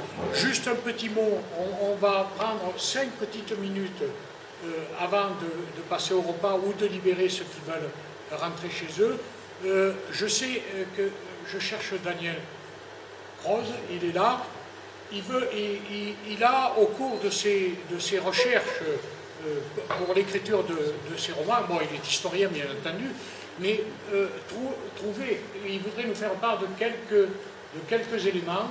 Alors, je lui cède la parole. Il va être bref. Voilà. Oui, je serai bref, mais simplement pour vous dire que dans le cadre de mes recherches ou d'écriture de romans, je me suis intéressé à la guerre de 14, puisque 2 de mes romans traitent de la guerre de 14. D'une part, Les Chapeaux d'Amélie, qui se passe entre 1917 et 1923, destiné à entrecroiser de 2 hommes et de 2 femmes marqués par la guerre de 14. Les 2 hommes ont été mobilisés, l'un dans les tranchées, l'autre dans les services de santé, et ensuite ils vont essayer de se reconstruire au lendemain de l'armistice. L'un y parviendra, l'autre pas. mais également un roman qui s'appelle L'Alouette, où mon héroïne, chanteuse de cabaret, rencontre à Buenos Aires un de ses compatriotes déserteurs de la guerre de 14, ce qui m'a permis de m'intéresser aux déserteurs et aux insoumis. Alors c'est un thème que malheureusement, nous historiens ne pouvons pas encore aborder, on va pouvoir le faire dans les années à venir, puisqu'il y avait le délai centenaire des archives à respecter. Alors lorsque j'ai publié ce roman, nous étions en 2005, donc on était déjà que dans un délai de 90 ans, donc je me suis adressé au service des archives de l'armée de terre au fort de Vincennes. On m'a demandé de décliner mes titres universitaires pour avoir une réponse.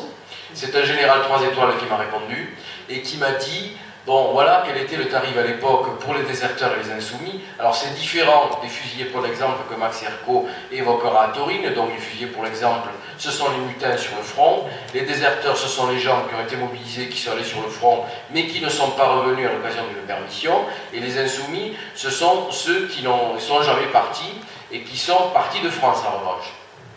Donc il m'a dit, le tarif, lorsque on est arrêté, d'abord on est jugé par un tribunal militaire, et deuxièmement, le tarif c'est entre 5 et 10 ans ou de prison ou de travaux forcés, mais tout en étant conscient du fait que l'armée abandonne les poursuites après le 50e anniversaire. Alors il faut savoir qu'il y avait des filières à cette époque-là qui permettaient de quitter la France, filières qui passaient du Pays Basque français au Pays Basque espagnol. À Pampelune, on vous vendait des faux papiers espagnols et un billet de 3e classe sur un paquebot qui vous amenait en Argentine. Vous refaisiez votre vie en Argentine. Donc certains comme ça sont partis en Argentine. Et puis pour les Argentins, nous dans l'Aveyron, avec la colonie de Pigoué, on a un autre problème qui est le suivant, puisque certains migrants sont partis donc, de France jeunes, n'ayant jamais effectué leur service militaire. Août 14 est arrivé, ils étaient à l'âge de porter l'uniforme et de se battre. Évidemment, ils sont restés en Argentine, ils ne sont pas revenus en France, donc ils ont été considérés comme déserteurs. Et suivant leur âge, certains ne sont jamais rentrés, tout simplement parce qu'ils n'avaient pas encore 50 ans au moment où la Deuxième Guerre mondiale a éclaté en 1939. Donc on a des cas de figure assez particuliers. Et puis, on a également donc, ces filières qui ont bien fonctionné entre donc, le Pays Basque français et le Pays Basque espagnol. Alors sachez que en Aveyron, il y a eu des déserteurs. Alors on ne peut pas encore quantifier le nombre. Un jour, on pourra le faire.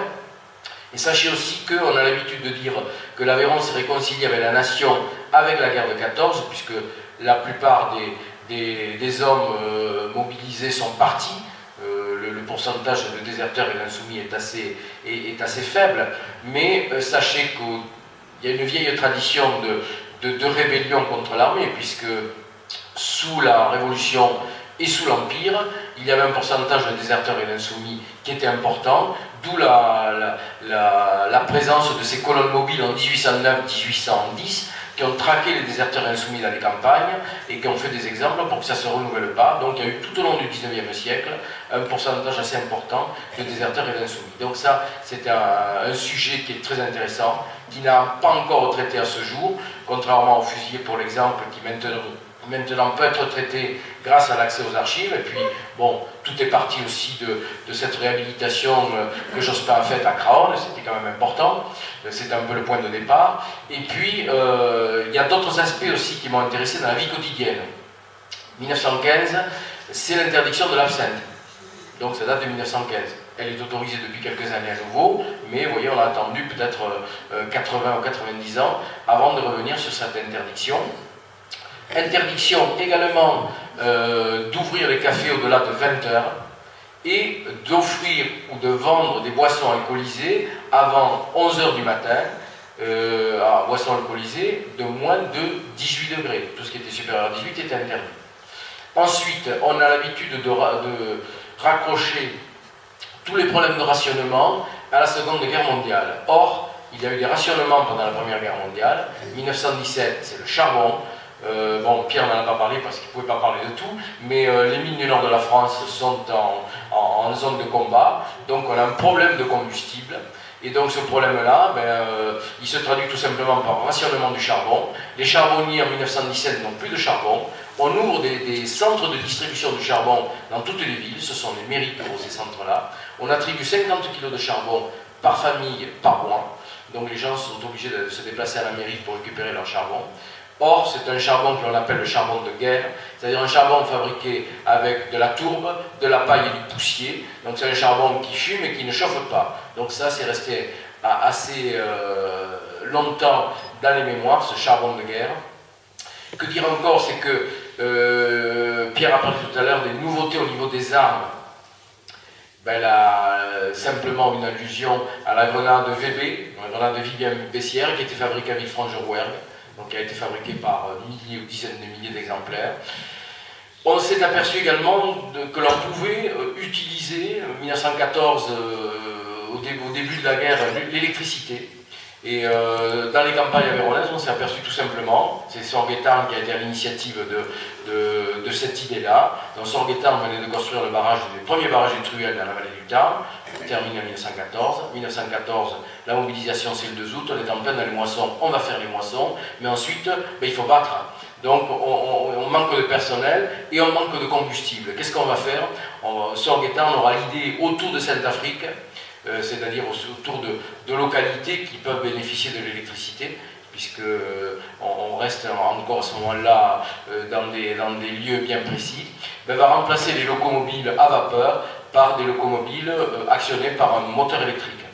Et de la même manière, pendant cette fin d'été 1914, on va pouvoir aussi utiliser pour les deuxième et troisième coupes de l'usine de Saint-Fouin des presses électriques, mais on va regrouper le fourrage dans des centres pour pouvoir le faire, et on voit toute l'exploitation qui pourra être faite de l'électricité après la guerre. Qu'est-ce que j'ai trouvé encore dans mes recherches? J'ai trouvé également qu'en 1919, lors des premières municipales qui suivent l'armistice et qui suivent la fin de la guerre, à Najac, il y a une liste entière de poilus qui se présentent devant les électeurs. Alors le bulletin est imprimé, mais la première place est laissée vide, il y a des points de suspension, comme si c'était un hommage à quelqu'un que l'on n'aurait pas retrouvé, qui serait mort dans les tranchées. Alors ces poilus, on va les retrouver, Pierre a fait allusion à la montée des nationalismes les années 20 et les années 30, on va les retrouver dans les ligues, et on va les retrouver sous le régime de Vichy, dans la fameuse Légion française des combattants, qui va regrouper les anciens combattants de 14 et les anciens combattants de 39-40, en soutien au maréchal et en propagande au maréchal. Alors Légion française des combattants, à ne pas confondre avec la Légion des volontaires français, qui elle regroupait des jeunes qui sont partis revêtir l'uniforme allemand et se battre avec les armées du Troisième Reich sur le front russe. Ça c'est totalement différent. Donc voilà un peu ce que... Et puis une chose importante aussi dans les réparations que tu as citées, lorsque l'an dernier j'ai publié cet ouvrage sur les barrages de la Truyère et de la vallée du Lot, je me suis aperçu que l'équipement qui a été réalisé pour les usines de Broma et de Sarraz, donc de 32 à 34, a été réalisé avec du matériel allemand qui a été cédé dans le cadre des accords de réparation. Voilà, après l'occupation de Naro. Et puis de la même manière également, lorsqu'on a cette même période-là électrifié la ligne de chemin de fer Béziers-Neussargues, toutes ces ogives, en tout cas une partie de ces ogives, proviennent de ce qu'on appelle le trésor de guerre allemand. Voilà. Alors, c'est un peu tout ce que j'ai pu trouver au gré de mes recherches, et lorsque mes romans m'ont appelé à travailler plus précisément sur certains aspects de la guerre de 14 qui est très complexe. Alors, je vous signale qu'il y a la Revue du Rouergue en 2004 qui a publié un numéro spécial sur la guerre de 14, qui aujourd'hui est épuisé évidemment. Roger Béteille y avait participé, Marie Liosa qui fera la conférence sur les prisonniers de guerre allemands aussi. J'y avais participé pour ma part à travers un article intitulé « Des tranchées aux bibliothèques » qui retraçait un peu tout ce qui avait été, qui recensait tout ce qui avait été publié dans l'Aveyron autour de la guerre de 14. Donc ça c'est un document, j'en ai laissé une vingtaine de petits tirés à part à Pierre Cluzel qui pourront donner à certains s'ils le souhaitent, qui permet, cet article-là permet de retrouver facilement donc des références, mais que l'on ne peut retrouver aujourd'hui qu'en bibliothèque, c'est évident. Alors, il y a aussi une figure qu'il aurait fallu évoquer, mais qui est très complexe, celle du général de Castelnau, le fameux Capucin Beauté, qui devait être élevé à la dignité de maréchal de France, à qui on a refusé ça à la fin de la guerre, en grande partie pour ses idées politiques. Bon, là, ce sera encore notre débat, ça nous entraînerait loin, mais c'est pour vous dire que ces facettes-là de la guerre de 14, ne sont pas immenses mais presque, et qu'on peut traiter de beaucoup de choses, et c'est passionnant et très intéressant. Merci. Merci. Voilà, merci.